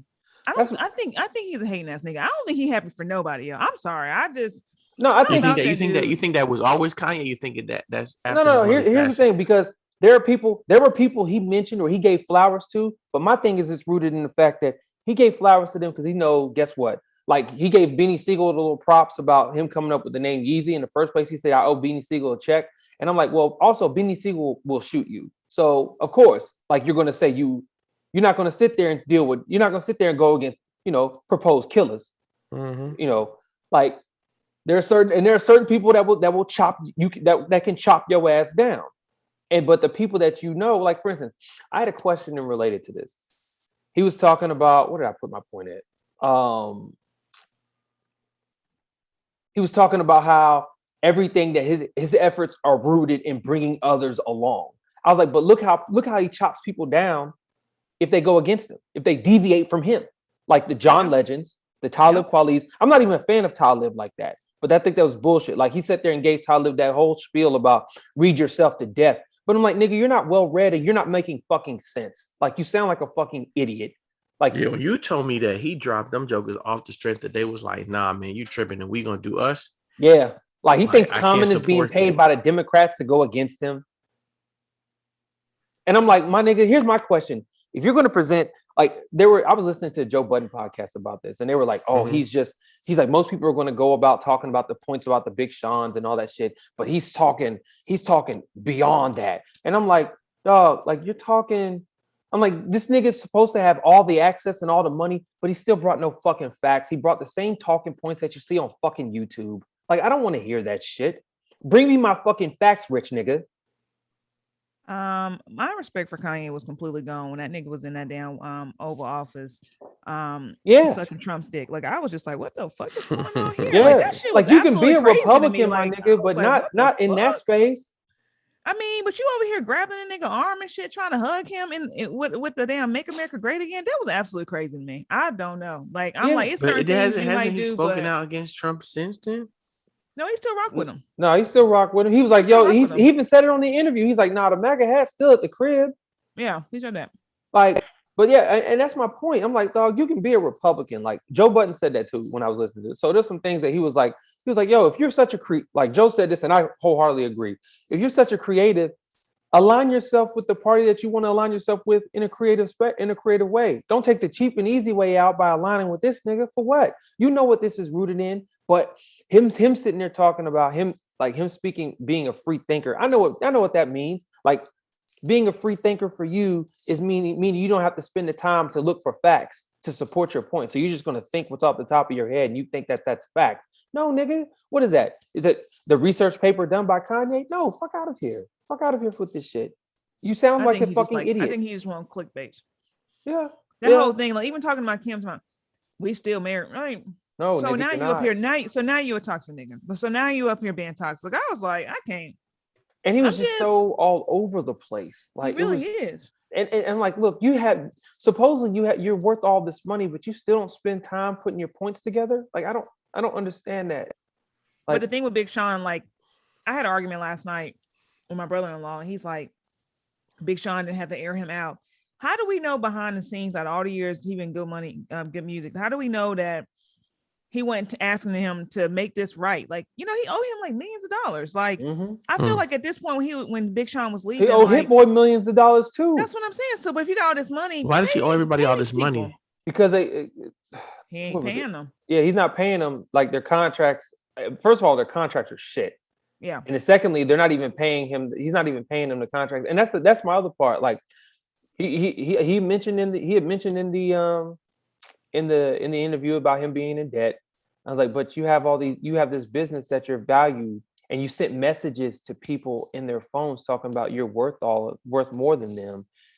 I'm like, yo, But if how you has really no are, you wouldn't even have to do that. yeah, It's you wouldn't just be owing saying. niggas money. Like, how's no one not smacked you yet? Like, I don't understand. Like, smack I this feel like nigga. smacking him is kind of Like, yo, get the fuck out of my face. Smacking him is like smacking the sped kid, man. It ain't gonna get you nowhere.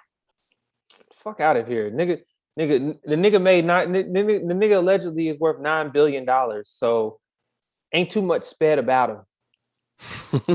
So he should get smacked. And I should find enjoyment in that.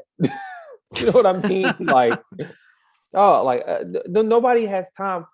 Like, yo, he said that he mentioned the people in the text message. First of all, he put the same person who he claims is still his wife in the text message, along with other people. You said he did what? He put Kim, Jay, Drake, and like 2 or 3 other people in a text message, and he said, "I'm worth more than all of y'all." And I'm just I thought him and Kim was supposed to be working something out. Yeah, I'm like, dog. So was she laying next to you in bed when you found this out? Like, nigga, I don't care, nigga. So my question is, did she tell this nigga go to sleep? You know, when he did this bullshit, like, nigga, turn over and go to sleep. Get out the fucking. I was like this. She looked at her phone. She did a Michelle Obama, took the phone away from her hand and threw that shit. Like, shut the hell up and go to sleep. Looked at him and was like, boy, if you don't shut the fuck up. Right. Why the fuck you playing on my phone? Mika, what you smacking on? It look kind of good. Like, you've been going back and forth to the kitchen. I just need to know what you got going on. Really got me McDonald's fries. Oh, look at that love language. Yeah. Oh my God. But damn. But no, yeah. But I totally fucking agree though. I don't know. Like, I just don't get how people still rock with this dude. I'm just one of those people that like, it's the brand. I can separate the management. I mean, people be like, they just separate, but I can't. I just don't like it. And it just really upset me with the presidential race and stuff. Cause I'm like, that shit was a big fucking deal. And nobody needed you to come and be actually having people fucking voting for you. Like, dude.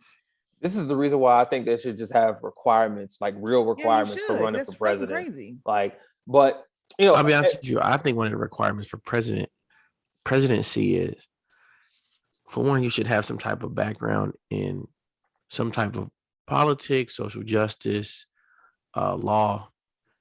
I also think I fucking agree. Yeah. Mm-hmm. Please. I also think that I think they should. I need you to know. I need you to have constitutional law in your fucking curriculum. I think they should cap the age of which you can be a president. Does that make sense? Like, I understand. Like, oh, you talking about the max age? Yeah.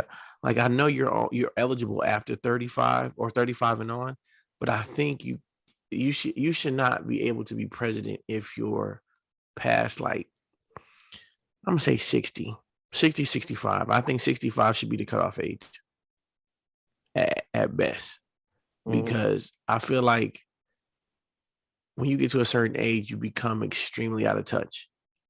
Not just saying your mind goes bad, but you become extremely out of touch with what the majority needs. You know what I'm saying? So, like, most people that they trying to get vote are young. You know, let's get a young voter. Let's get the young voter, because, you know, older people are going to vote regardless. Mm-hmm. But at 65 plus 60, let's say you go one term, 69 now. Yeah. Damn near 70. How in touch are you with the 18-year-old to 25-year-old or 25-year-old to 37-year-old? You know what I'm saying? Like, how in touch are you really with what they need and what they have going on in their lives and what they're trying to start? And how effective are you at lobbying for numbers of things, for things that the country needs? You know what I'm saying? Like, that's the other part. But, I'm going to go ahead and give you a list of topics that were discussed on this thing, right? We can break this down. Like, so the conversation, one of the things is around him connecting himself to Marilyn Manson and the baby right after the whole cancellation. What was that about? Why Marilyn Manson? I don't trying to say they forgiveness, like that you can because now Marilyn Manson, he used to be an antichrist and now he's like saved.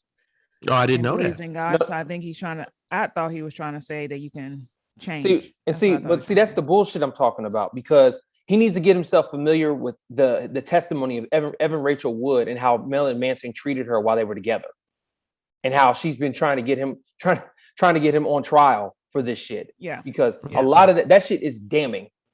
Beating her fucking ass. Yes. Yeah. It is heavy, and it's not. And Evan Rachel Wood is just not some chick that's on the street either. I'm not saying that does not validate that. I'm not saying that removes any validity from somebody, but she's not seeking anything from Marilyn Manson financially. Like, so we can throw that shit out the window. She's just trying to get him incarcerated, or she's trying to get him held accountable. Yeah.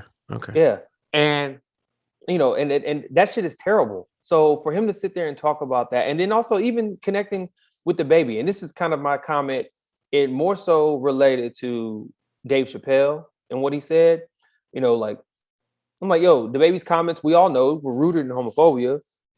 While Dave Chappelle is trying to give him a pass, but he hasn't grown up and he hasn't improved his critical thinking in those spaces, right?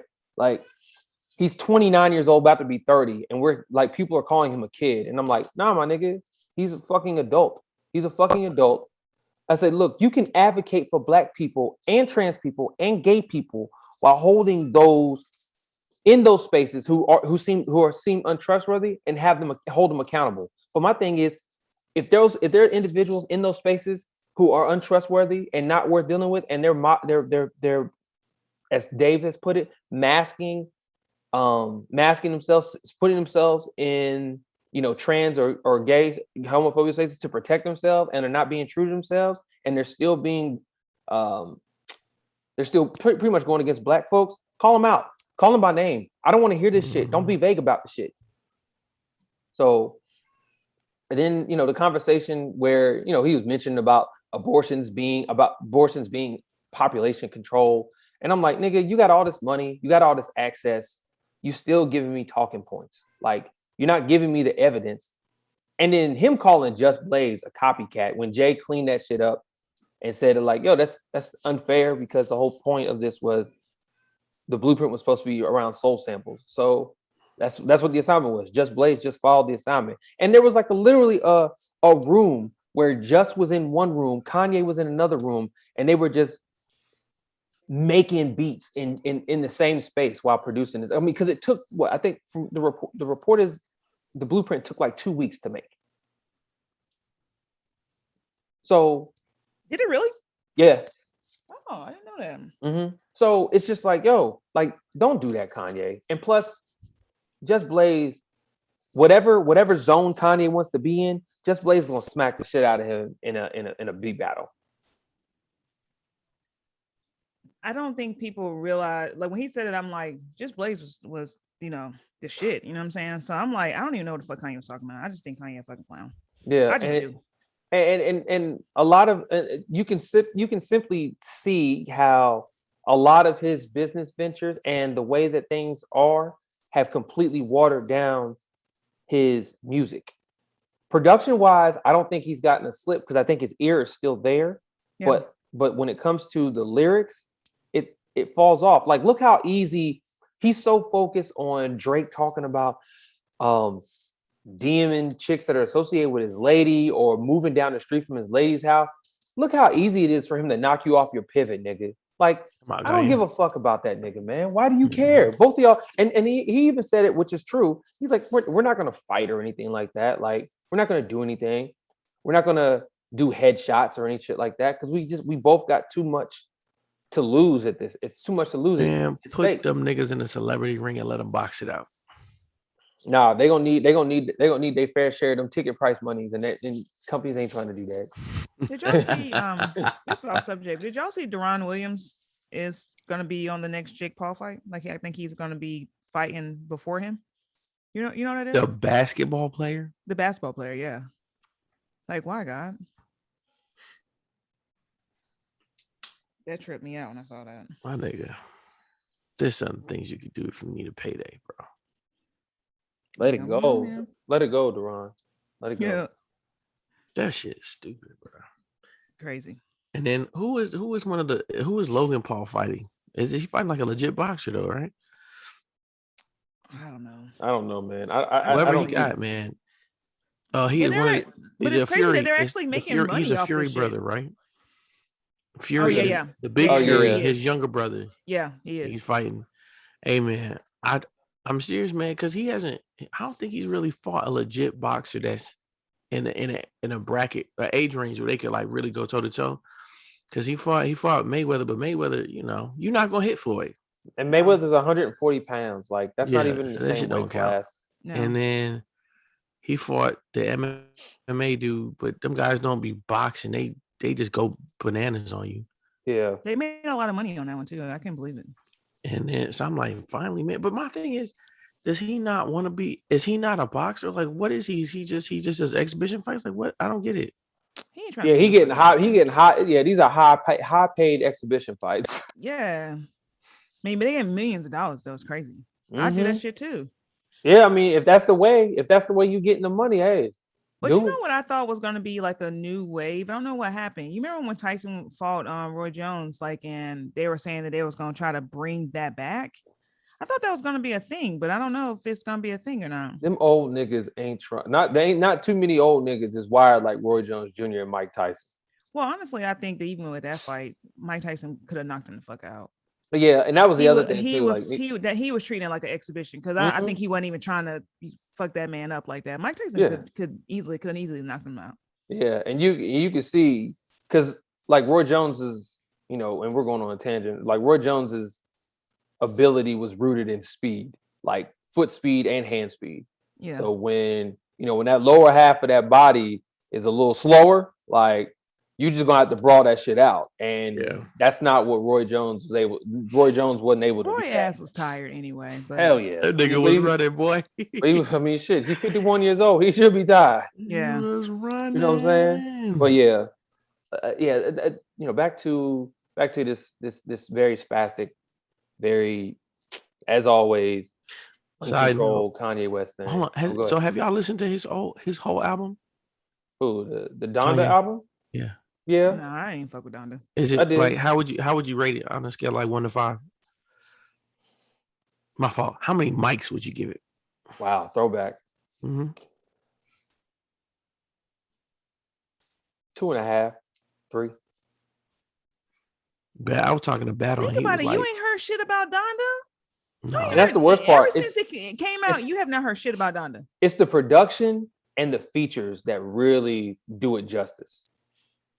But I think he's coming out with an extended. I think Speaking he's of coming out with an features, extended version or whatever. Y'all So see how that's he why I did think my he's doing all this talking and shit. Because I think he's about to come out with God. Don't nobody care, Kanye. an extended version of Donda. Is he Y'all gonna see how put he the did shit my with? nigga Is he Soulja, gonna though? put the shit with Andre 3000 on there? Because if he is, okay. But if he's not, he can keep it. Did you see That how verse he was did so my fucking nigga good with Soulja though? Andre. You hear said, me? did I see how what? Y'all see how he did my nigga Soulja? Yeah, well deserved. That's one decision I'm happy about. That's No, fucked up. Jamar, but see where I don't agree with though Nigga's is verse this. stinks. But it's bitch shit though. If you don't like somebody's verse, why not tell the man, Tell the nigga I don't straight like up. this, instead of shooting him a text and being like, how the shit, you know what I'm saying? Like you telling him something different, and then you go on a show and be like, did you listen to that shit? Come on, that's lame. That's I know some high that's school lame. shit, bro.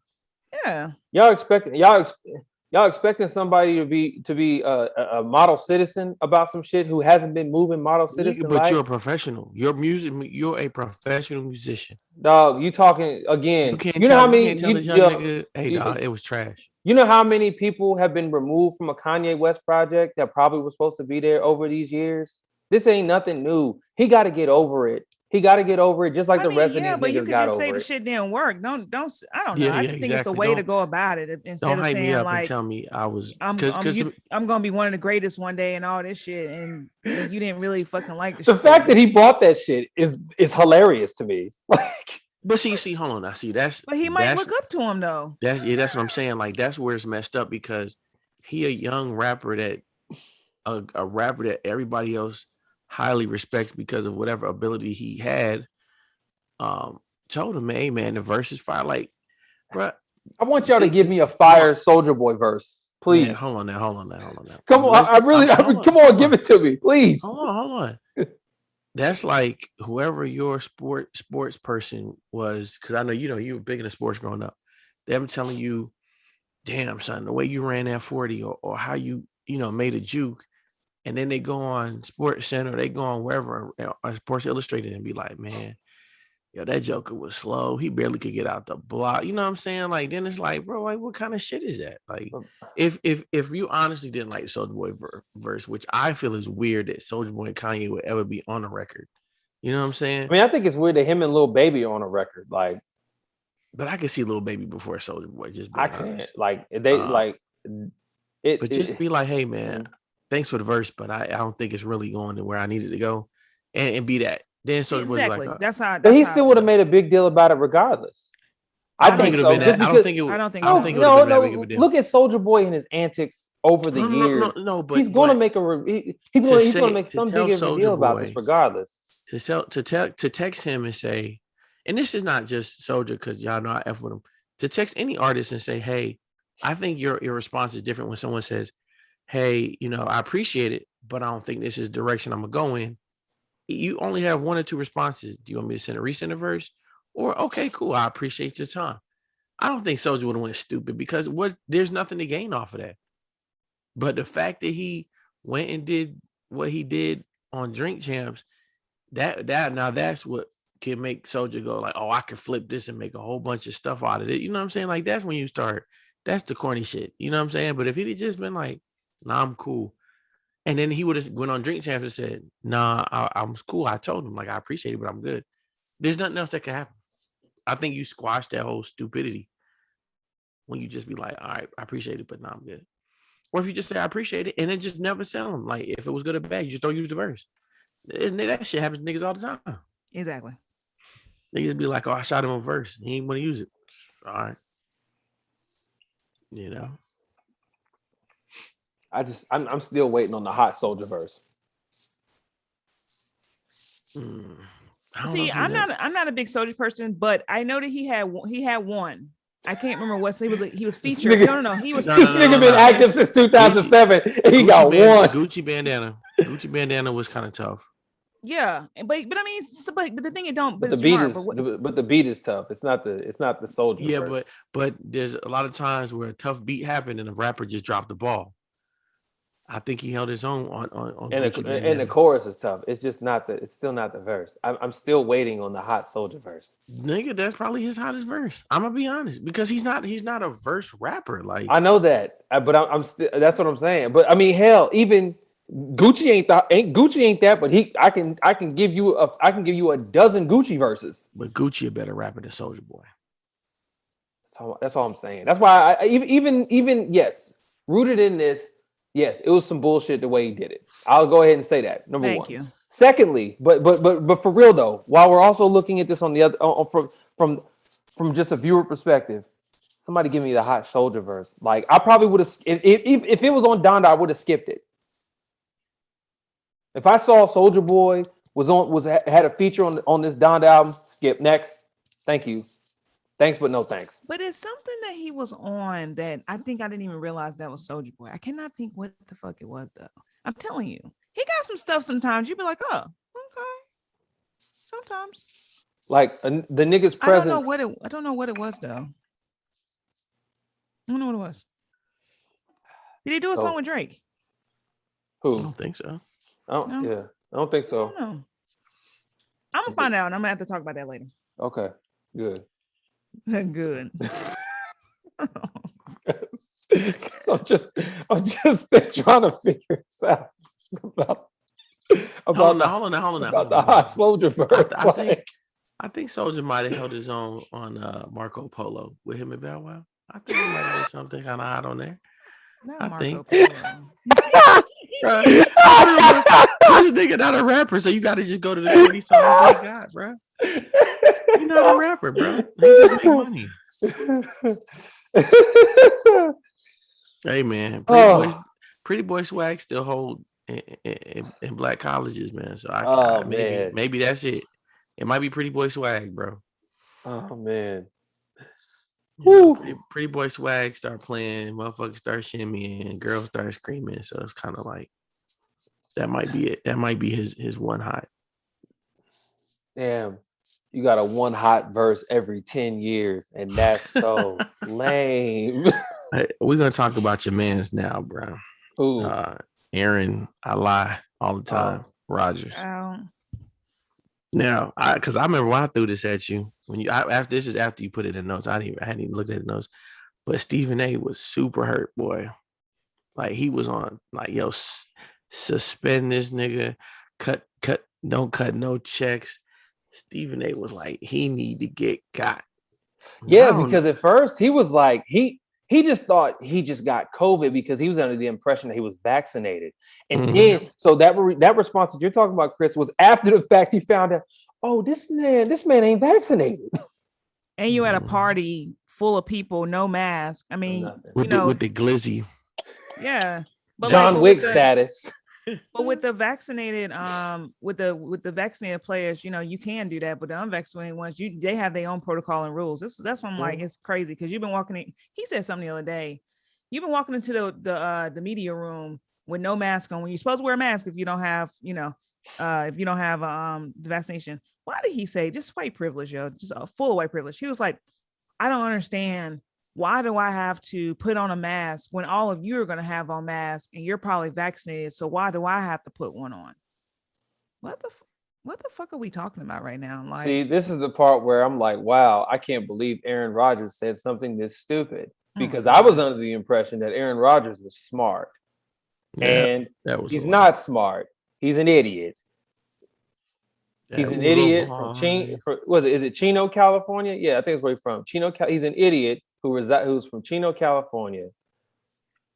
My man said he got his medical advice from Joe Rogan. Okay. Who has already claimed he's a self-proclaimed fucking moron. I'm quoting him on this. And he's getting I'm like, all of you niggas make way too much money to not have like the same doctor who is not paid by Big Pharma to actually peddle facts to you all. This is how I know the Illuminati not real.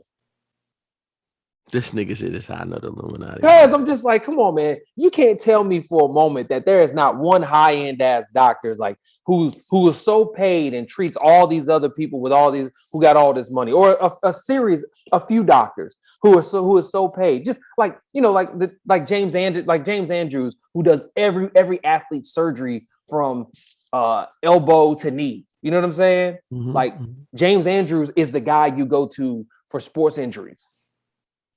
Like, you can't tell me that there's not a doctor that just sees that.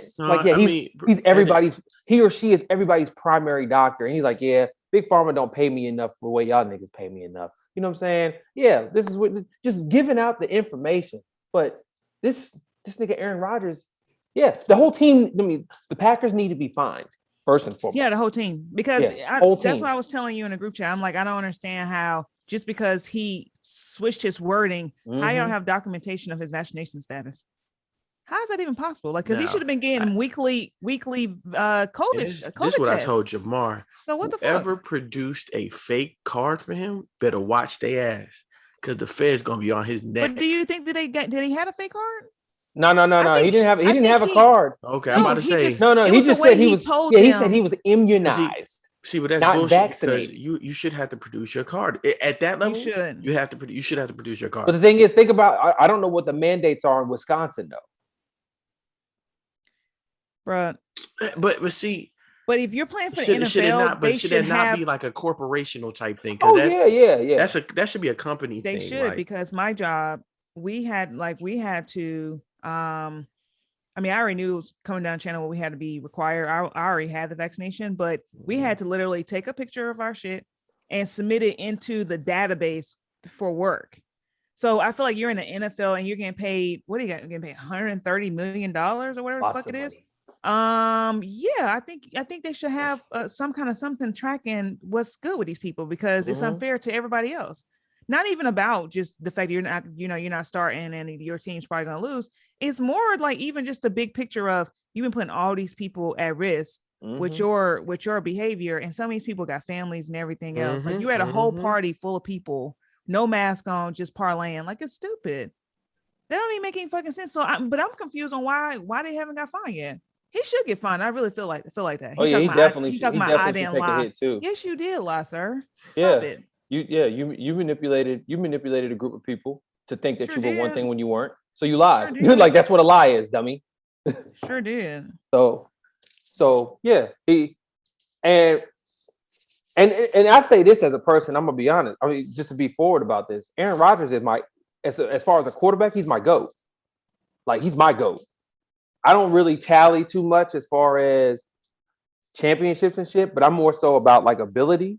And like Aaron Rodgers is probably the most talented quarterback I've seen, like ever in my lifetime. Like just being More able talented to, than Brady. yeah. Okay. That's not knocking that Brady ain't good. I think Brady is good. But because I mean he can, and the thing with Aaron is he can still fling that pigskin 60. Mm-hmm. With ease. That's true. And accurate. But I just like the fact that he's risk averse. Like he's going to make more of a responsible decision than it is the gut checking decision. You know what I'm saying? If that makes sense. So but dealing off of that, the Packers gotta get fined. Aaron Rodgers gotta get fined. For his part in this. I mean, Devontae Adams just came back from COVID protocol. And I'm pretty sure I think Devontae is vaccinated. It's bullshit. So I'm like, dog, like what are you doing? They fined Cam because Cam was trying to go outside of the damn facility and go where the fuck. Cam probably ass was in a fucking urgent care somewhere. Shoot, who would have known? I mean, hell, go to a damn ghetto ass I bet you Cam sitting at the crib like, damn, if I would have just said it like this, I would have got away with it. God exactly. Dang. No, he wouldn't have got away with it though. His fucking white y'all think he'll get back in the league, or you think it's just I think the Washington football team should try to pick up Jackson. They should try to pick up Cam, and they should try to pick up you think they should try to pick up Deshaun Jackson? Mm-hmm. He got waived again? Yeah, he got waived. He got released, yeah. They got but see, and they could get OBJ. But they tried that though. Like Deshaun used to play for the Redskins. I mean, excuse me, Washington. Pardon. But he didn't play. He didn't play when what's name was there, Rivera. Yeah, but the organization tried that. I think Deshaun just injury prone. Yeah. Like why did Chargers let him go? You mean the Rams? I think he just didn't fucking fit. Yeah. I mean, I don't think so either. And then and freaking who would have seen this coming? Cooper Kupp is balling. Yeah, Cooper Kupp ball every year. He's who I pick every year on fantasy football. I mean, shit. I didn't know. Always. I didn't know Cooper Kupp had this in him because my man, literally, he damn near got. I think by the end of the day, he's going to have over 1,000 yards receiving, and he's already got 10 touchdowns. Like, but that's every year. He's usually in the clutch. Yeah. I did not know that. Yeah. But yeah. I think the Raiders. Chris, you and I were talking about this about OBJ. Who did I say? I said there were a few teams. I said Minnesota. I said the Raiders. Yeah, we said that because OBJ and Derek Carr would be sick, man. Yeah, well, and they just lost Ruggs. So yeah, OBJ and Derek Carr would be. Because Ruggs was like number 2 in the NFL right now. Yeah. So they need something. I think that somebody's gonna make a play for him. Because they're gonna release him on Monday, which I still don't understand how they fumbled the ball with him. Granted, he got apparently this year though, yeah, but apparently this year they were like how he's so just fucking just tapped out, like they said he don't even talk to anybody there. Like I think he was just like fuck this shit. I mean, Baker Mayfield literally never throws him the fucking ball either. Yeah, that's what I'm about to say. I would too. Crazy. I would be fucking tapped out too if my quarterback stinks. I'm like, damn, I thought this was different. Like, I bet you he's like, yo, I thought this was different. So I was coming to a different situation. He was the one champion for him to come to damn Cleveland. Yeah, but that's the difference though. You can champion, but when it's gameplay time, shit look different. And for them, shit look real different. And OB wasn't really moving. He just was not moving at all. Damn, I should have got Devontae. I should have put Devontae Freeman in there. Damn it. But oh man, it's just so I bet somebody mentioned this, and I bet you it's true. If Jerry Jones ain't behind the scenes, like the Packers need to be fined for this.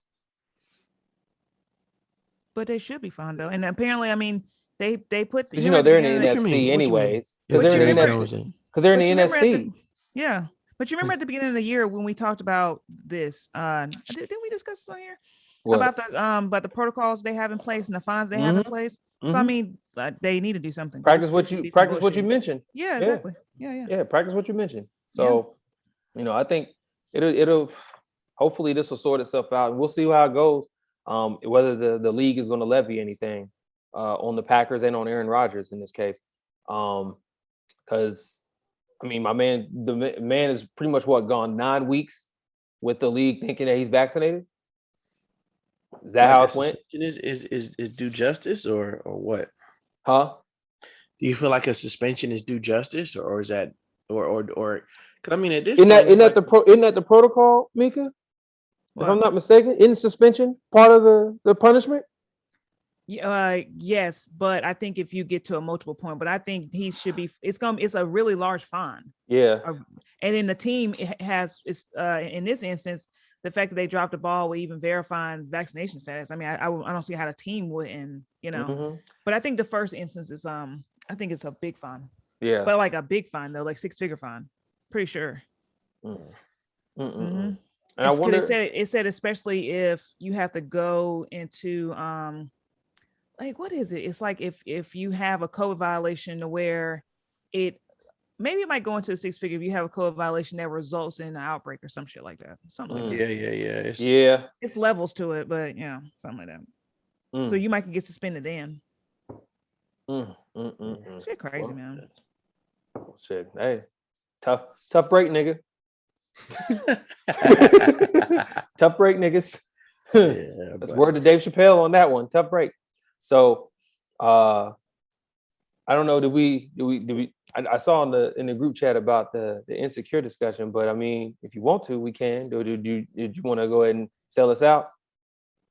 No, we'll go into it. We'll go into it next week so we can spend time with him. And then it'll give Chris some time to catch up. Catch up, nigga. Yeah, please, nigga. Because it's episode 3. Hold on now. Where's Insecure at? I'm about to put the HBO Max login in the I told y'all. I told y'all niggas yesterday when I was going to Hickory, I'm waiting on the sign-ins information, and nobody dropped no login. I told you I'm still waiting on mine from AT&T. Like I got. They gotta send me my link. My phone gonna vibrate, nigga, whenever you drop. See, the good thing is, man, it's digestible, man. It's only 30 minutes per episode. You only got 2. All right. And this is this like first season? No, this is last season, season 5. So do I need to like catch up, or do I just need damn, dog. You ain't never watched it? Yeah, you're gonna have to watch shit. It's only like when it first started, it was like 8 episodes. You usually what is Insecure about? Oh my god. Cancel this nigga. Nigga, Throw the whole co-host away. right now. What is it like? I've never watched this show. Pretty much it's just chronicling like millennials in California and relationships and how they move professionally through life, right? So basically the main cast member is Issa Rae or Issa D in the show. That's right. Okay, so this is her. Okay. It's her and her I'm friend. familiar, just didn't know what the premise was. So because I think this, what is it? Is the 3rd episode about Lawrence, Mika? Yeah. I was like, finally, my nigga L getting an episode.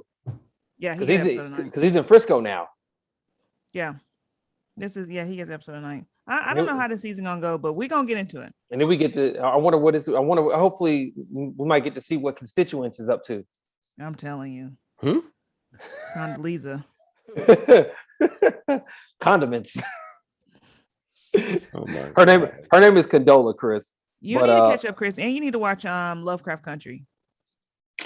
I really don't know if I want to watch that, man. It looks a little bit out of my spectrum, man.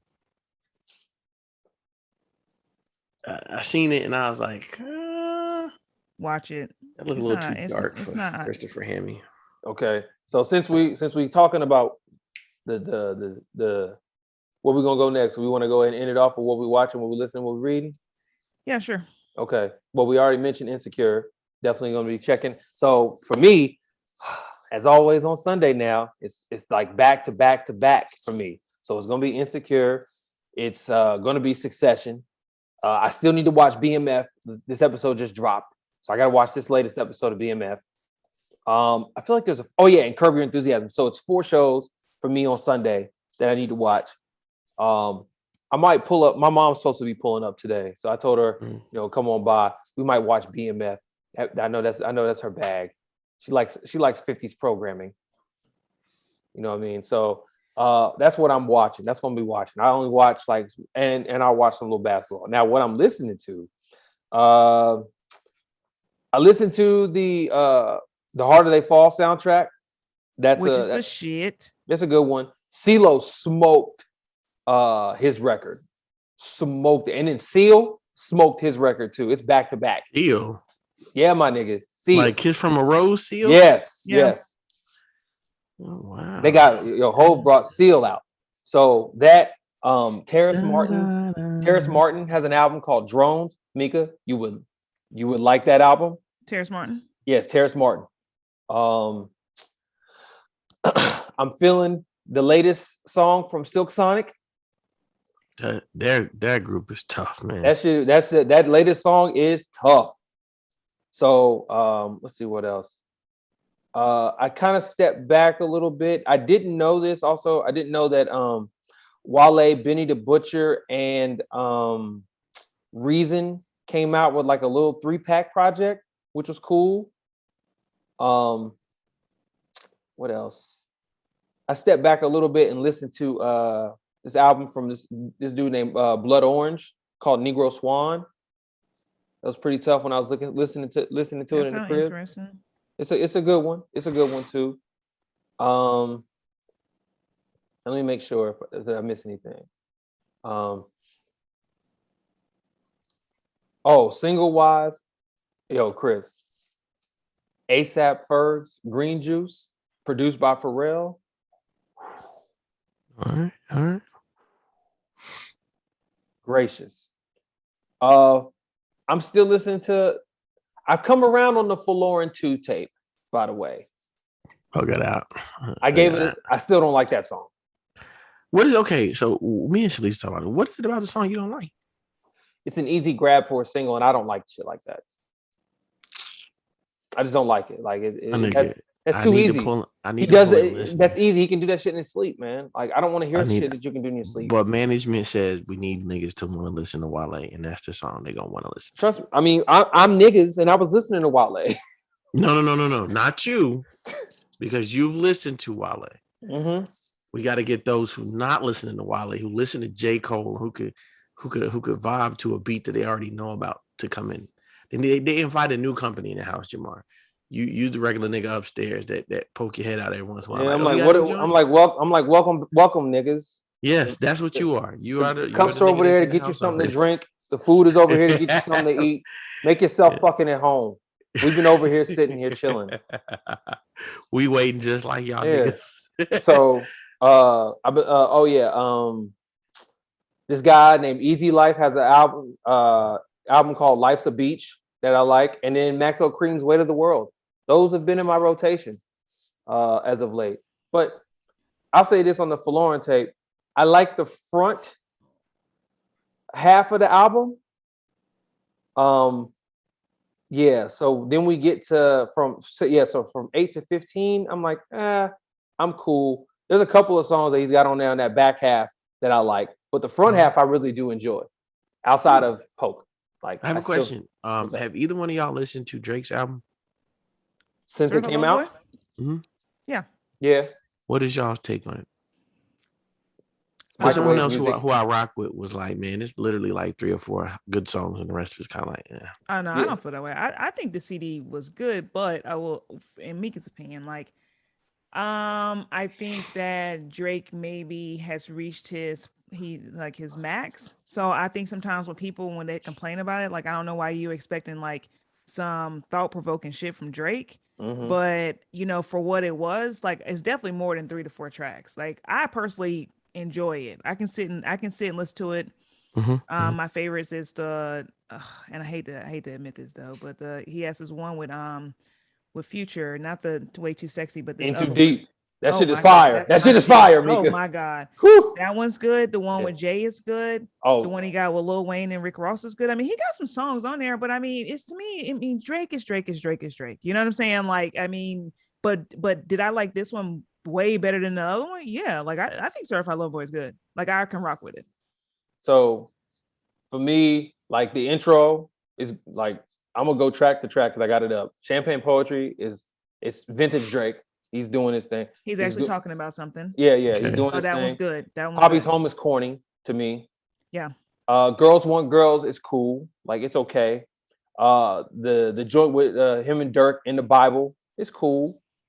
Yeah, Love All with him and Hove bodies the record as expected. Jay did It's that. like Yes. yo, we were talking about Hove earlier. Whenever I hear a Hove record now, it's like Jordan letting us know the jumper still works. You know what I'm saying? Like the fadeaway, the fadeaway jumper I like still that works. analogy. I like that. Like that's how I see it. That's how I hear it now.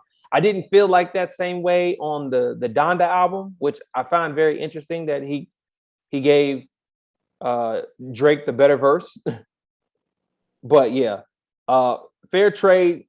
I think Travis Scott definitely sets himself apart on that song, where he's the standout guy. But and this is the point I'm kind of getting at is that Drake seems very secondary in a lot of his features, songs with features. That's the part where I think that people are not used to. Is that he's secondary, and if there's more than if it's another person, he can be tertiary. But if you ever actually listen to him like in his recent shit, like look at Scary Hours. I mean, Lil Baby fucking body ate that shit. But on there. Like, and see that's the point, Mika. It's been happening for a while. Yeah, that's what I'm saying. Like that's why I think he reached his max a long time ago. I think when he has his own individual moments, he stands out. Like I'll say this, like 7 a.m. on Bridal Path, fire. Yeah. What is it? Pipe Down, fire. No Friends in the Industry, fire. TSU, fairly good. But I mean, of course, he introduced us to Yeba, which Yeba's Heartbreak is good. Yeah. Fountains is good. I mean, to me, you can sit and play it. Mm-hmm. Yeah, like, it's I personally can play Chris. the whole thing, and I don't really have to necessarily skip. I didn't really like the 21 Savage Knife Talk. I didn't really like. But I'm not a 21 Savage fan. But I still can just let it play. I still can just let it play though. Yeah, so, it's cool. It's cool for what Drake's gonna always give you safe work. Drake is always gonna give you this quality shit that's safe. This is safe. It was safe, but it's good. But it's good though. He gonna give you some videos. He gonna give you that, and he gonna give you a good album. Yeah. So that's what it was. So what was the dude who you were talking about said about it, Chris? Since you brought it up. It was just like it wasn't bad. He was like, there's 3 or 4 songs that are pretty good, and the rest was all right.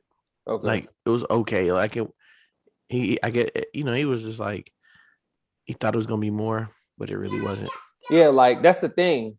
You know, he's not takeover Drake like he was when he was doing songs earlier with Lil Baby when they collaborated and Drake just stood out. Or when he was standing out on the Migos record, the Versace record, you know, I think those are the days. Those days are behind him for right now, to me. But he'll still give you, like you said, Mika, it's a safe album. I think he needs to start talking about something.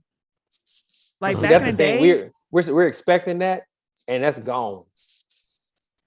No, but he's evolved. You're a father now. Like you got other shit going on, but I don't think he's evolved as a person though. That's the why people are like, man, because he's still kind of doing the same shit. I mean, he's still buying bitches' titties. Yeah, because he's like, don't nobody want. He's like, don't nobody want to hear about the bitches' titties and ass shots and stuff. Drake and creep, man. He's like, yo, because they don't want to hear about the in depths of my fatherhood. He's like, they want me to make him laugh, and shit like that. People do. No, people do. But not the mass majority who are consuming his albums, his songs just for the fun of it. And that's what his fans are. They're not those are the core body of his fans. Drake can't just tell us a story. I'm not saying he can't. I'm just saying he chooses not to because he knows that the majority of people who listen to his music don't want to hear it. I He's don't got feel it. that way I though. mean, I don't feel that way though. that don't keep the lights on at the compound. I don't know. I don't listen to Drake. So I wish I could throw my. Because my thing is, why don't you do like they used to do back in the day and just tell us a story from start to finish? And it don't even got to be a true story. You could assume the role of a character and just tell us the story like a movie on But he used to tell us stories. Yeah, he used to be relatable. That's what I'm saying. Yeah, he used to Oh, tell us well, stories about whatever, you know. But now the relative part is he's out here buying bitches titties. Yeah, he buy titties, y'all. He He does. buy Does he tell titties. us He the buy story drinks. He sends them Ubers. He sends them home with sweaters. Tell us the story of a simp nigga then. I mean, he is whole album. All right, never mind. Yeah, that's the story. Again, daddy can hear you. A tricking ass light skinned nigga who may or may not be buying his own beard. That shit, like he got the Steve Harvey. Yeah, That may be it. that's funny. Hey, you know, go Aubrey. That's funny. So, but yeah, that's what I'm listening to. What about y'all? What are you watching, listening to, reading? I'm watching Queen Sugar. I got caught up on that. It's my shit. Insecure. We're gonna talk more in depthly next week about Insecure and just maybe some of our predictions for the rest of the season and stuff like that. Let's see. What else am I watching? I haven't been watching much fucking TV. We did watch The Harder They Fall, and that shit was just so fucking That's good. a good Like, flick. I plan to watch that again tomorrow. I thoroughly enjoyed that shit. Like, so much JayZ black beats. excellence. Yes, Lord. God, it's so good. That soundtrack She is is amazing all too. the time. I listened to that soundtrack this morning while I was working, and then I've been on my Summer Walker. So fuck y'all, but I've been on my Summer Walker and it's good. Let's see. Oh, and I got another CD. I sent it to you, Jamar. Kirby. Yeah. I'm a fan of Kirby. I am a fan. Yeah, I like her CD is good. Sissy wasn't the one. She had a funny song called "Teach Me How to Twerk." I've heard that one, but this CD, I'm enjoying the CD though. She got a song on there called "Lately" with what is it? BJ the Chicago Kid. Oh, that's all. Never mind. That's already gonna be. I haven't listened to that part of the album. I haven't gotten that far in the album yet. But anything with BJ Chicago Kid, I'm gonna listen to. Yeah, so I'm feeling that. And then I think this weekend, Dell CD come out Friday, so I'm excited for 30. Yeah, push back your albums, niggas. Sorry. Nobody should be able to drop because Adele's coming out, and like, did you hear where she pushed back the album so she could have it made in vinyl? Oh, that's what's up. Yeah. And it's already pre-ordered, scheduled to ship like 500,000 copies, which is the most a vinyl has shipped, I think, this year, in the last decade or some shit. That's dope. That is dope. Yeah. So I like that. So I mean, I think we can all say that some of the majority. I mean, there's an area of us that we are Adele fans, right? I appreciate her music. I don't know if I'm a fan, but she makes good music. Fan. Okay. Air fuck city. So I'm still trying to gauge how she calls this album 30. She's 32, but I mean, I guess maybe this during the time where she was recording it makes sense. Does that make sense? That's what I was thinking. Okay. At least that helps for clarity. Appreciate that. But so yeah, what about you, Chris, man? DJ extraordinaire, man. What you listening to?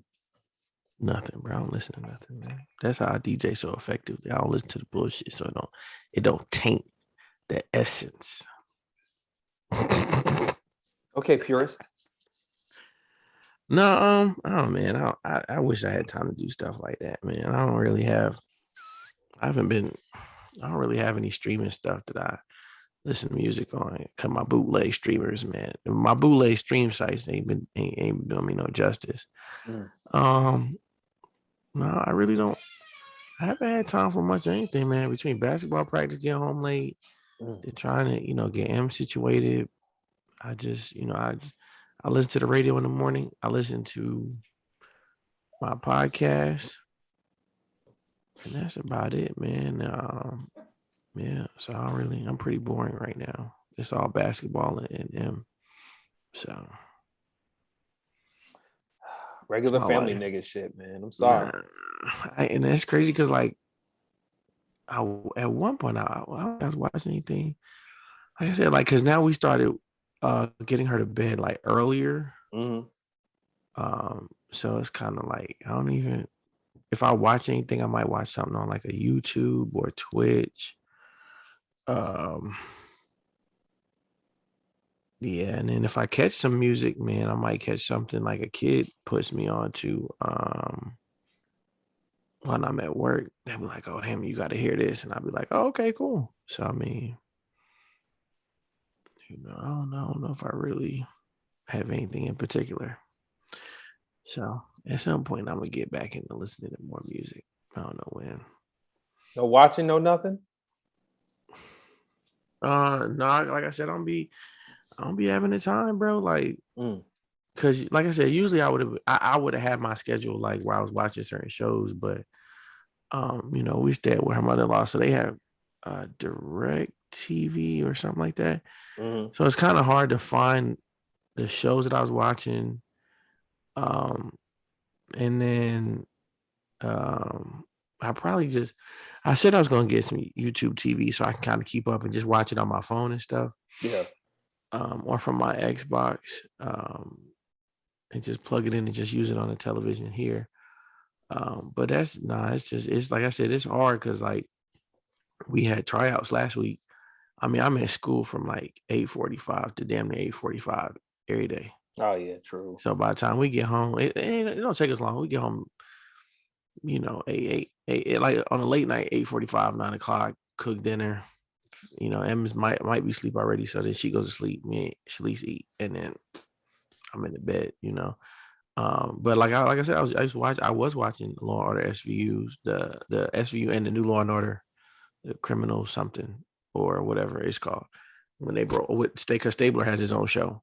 Oh yeah, I did. I remember seeing the It's promo for like that. that shit is like that, but it's like that because it's a darker side of Law and Order, and they're using like Stabler's like he's part of this elite task force for NYPD, but because the episodes cross over, it's almost like a Marvel universe for the SVU or the Law and Order world because episodes get to crossing over because like people are trying to get at Liv because Liv knows him. Then some of her cases involve him and she don't even know it. And then she's like, why the have you not told me nothing? And then it's like they both kind of get screwed because then you got the feds that come in and say, all right, we snatching this from y'all. Appreciate y'all. And now she's like, da da da. So Tilly's was watching Grays, but don't nobody give a F about Meredith for her laying on her back ass. I'm telling you, man, don't nobody give a shit about that. I don't know. I guess once we figure out a groove, and then, like I said, figure out some channels. Shalise started watching them damn corny ass Hallmark movies. Oh yeah, dog. Yep, Christmas time. And then she was like, I cut one off earlier because she was like, I said, baby, Emmy needs to go to sleep. I want to know how it finished. The girl gets the guy gets the girl. They live happily ever after in a small town in Colorado or upstate New York. Or Maine. Scott was in one last night. I'm gonna watch them. I'm gonna have to. I think she was an angel or that's about it. Down one of the radio stations, they started playing their holiday music 11 days ahead of time. I'm like, yo, we ain't even got the fucking Thanksgiving. Come on. You skip Thanksgiving at this point. Yeah, niggas don't care about that. Christmas stuff was out 2 weeks before Halloween. If I didn't use real trees, my tree would already be up. If I had like a fake tree, my tree would already be up. But I get the tree. I get the real trees. Tree. I think let me tell y'all something. I was out here on Monday, and people had their Christmas decorations up while still having their Halloween decorations up. Oh God, I'm serious. Excuse my friend. Come on, son. Now I'm gonna at least wait till we get in November. My thing is, I'm gonna wait till I at least get through Thanksgiving. Yeah, me and my mom were talking about that. Then she was like, "I'm gonna wait till after Thanksgiving to get this stuff up. I'm not gonna have." I'm hoping the Friday, the Black Friday. I'm hoping I can get a tree Black Friday. Because that's just Like, and that's why I'm like, I can't find the fun in Thanksgiving, because when I was a kid, it was just, December was your Thanksgiving. Holidays was holidays. Christmas and Thanksgiving just move on in together. And then that was like, oh nah, bro, it's October 15th. Christmas. Like, nah. I just, it's too much for me, man. Like, I get it, y'all want people to shop, but I don't want to see Christmas and Halloween in the same aisle. Like, that's I'm weird. telling you, man. Wait till after the holidays. Wait till after Christmas is over, and them damn shelves just gonna be looking barren, dog. Gonna be looking dry as hell. Yeah. But yeah. So, all right, man. We'll go ahead and wrap this thing up. The 45th episode of the Third Chamber Podcast. Sorry for the trigger. We're not talking about Orange Man. We just talking about because we back like the 4-5. Not to play games with you, just to aim at you, even maim you. Oh, I got a random question before we What up? close it out. Since you rapping JayZ stuff, Mika, have you ever heard Lil Wayne's version of "The Best of Me"? I don't think so. Oh, never mind. I was gonna ask you who you think did it better. Come on, man. I'm just Carolina saying, Blue Six hot. I mean, even Wayne quoted the Carolina Blue Six hottest on the block. Used to Willie He say that. I mean, he started it though, man. So you already know where it was. It was. You gotta listen to it, bro. Look, let me tell you something. I'm gonna tell you. This is the difference. This is the reason why he made it a hot line and a hot song versus Wayne. Just was like, all right, he did all right with it. He look. Here's the thing. I'm not gonna take away. Wayne did what he's supposed to do on it. But if you wanted to take over a song that was somebody else's song, I'm pretty sure Hov did it very similar against Joe Budden. Give me that beat, fool. It's a full-time Jack. See, and that's crazy. I don't know if I liked JayZ on that. Man, hold on, man. I can't. I have to listen to it again. I'm not knocking it. I just don't remember if I was like, oh, okay, I'm fooling with it. Bruh, he called Joe he said Joe Budden was a damn, was it? You a JR Rider, washed up on marijuana. No, he's like, you think you Kobe, Tracy McGrady. No, maybe Tracy McGrady. Matter of fact, you a Harold Miner, JR Rider, washed up on marijuana. Even worse, you a Purvis Ellis, you worthless fella. You ain't no athlete. You Sean Bradley. Disrespectful. Yeah, Mika, I seen that. That's that. He said, who's the nicest of these mic devices? And I don't write this. One take hold. I'm real with this rapping. Come on, man. Don't get me started, man. We're gonna close out on this because I'm gonna have to send you the what's the name, the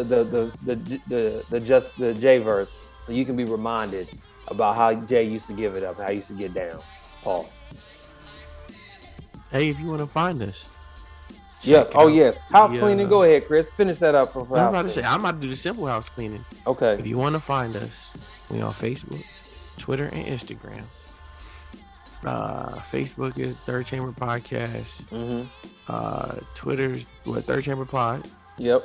And then Instagram, Third Chamber Podcast or Chamber something. Yes. And if you follow the pages, they have a Linktree account. Yeah, the Linktree is right there in the bio. So you can choose whatever way you would like to view this. You can choose with Apple Music. All the links are sitting right in there for your convenience. So you can go ahead. But if you hit the YouTube, please hit the subscribe. Please hit the like. Give a little comment. Or if you're on Apple Podcast, hit the subscribe. Hit the like. Give a comment, a favorable one. Anything less than a 4, don't give. That's hater. That's hater stars. If you give us a 3. Unless you have some realistic advice to make it better. Yes. So we're gonna go ahead and close us on out. This is the 45th episode of Third Chamber Podcast. Mika, Chris, as always, thank y'all. And Mika's about to record she's gonna be coming out with her next episode for the It's Just My Thoughts podcast as well. So I know Mika got back-to-back recordings to do. So as always, hit the subscribe, like, push those numbers up too. You know, this is a lovely cross-population type of collaboration as always. So support on both ends. And this will be the end of it. Y'all have a good one. Enjoy. All right, brother, you too. All right, y'all. Peace.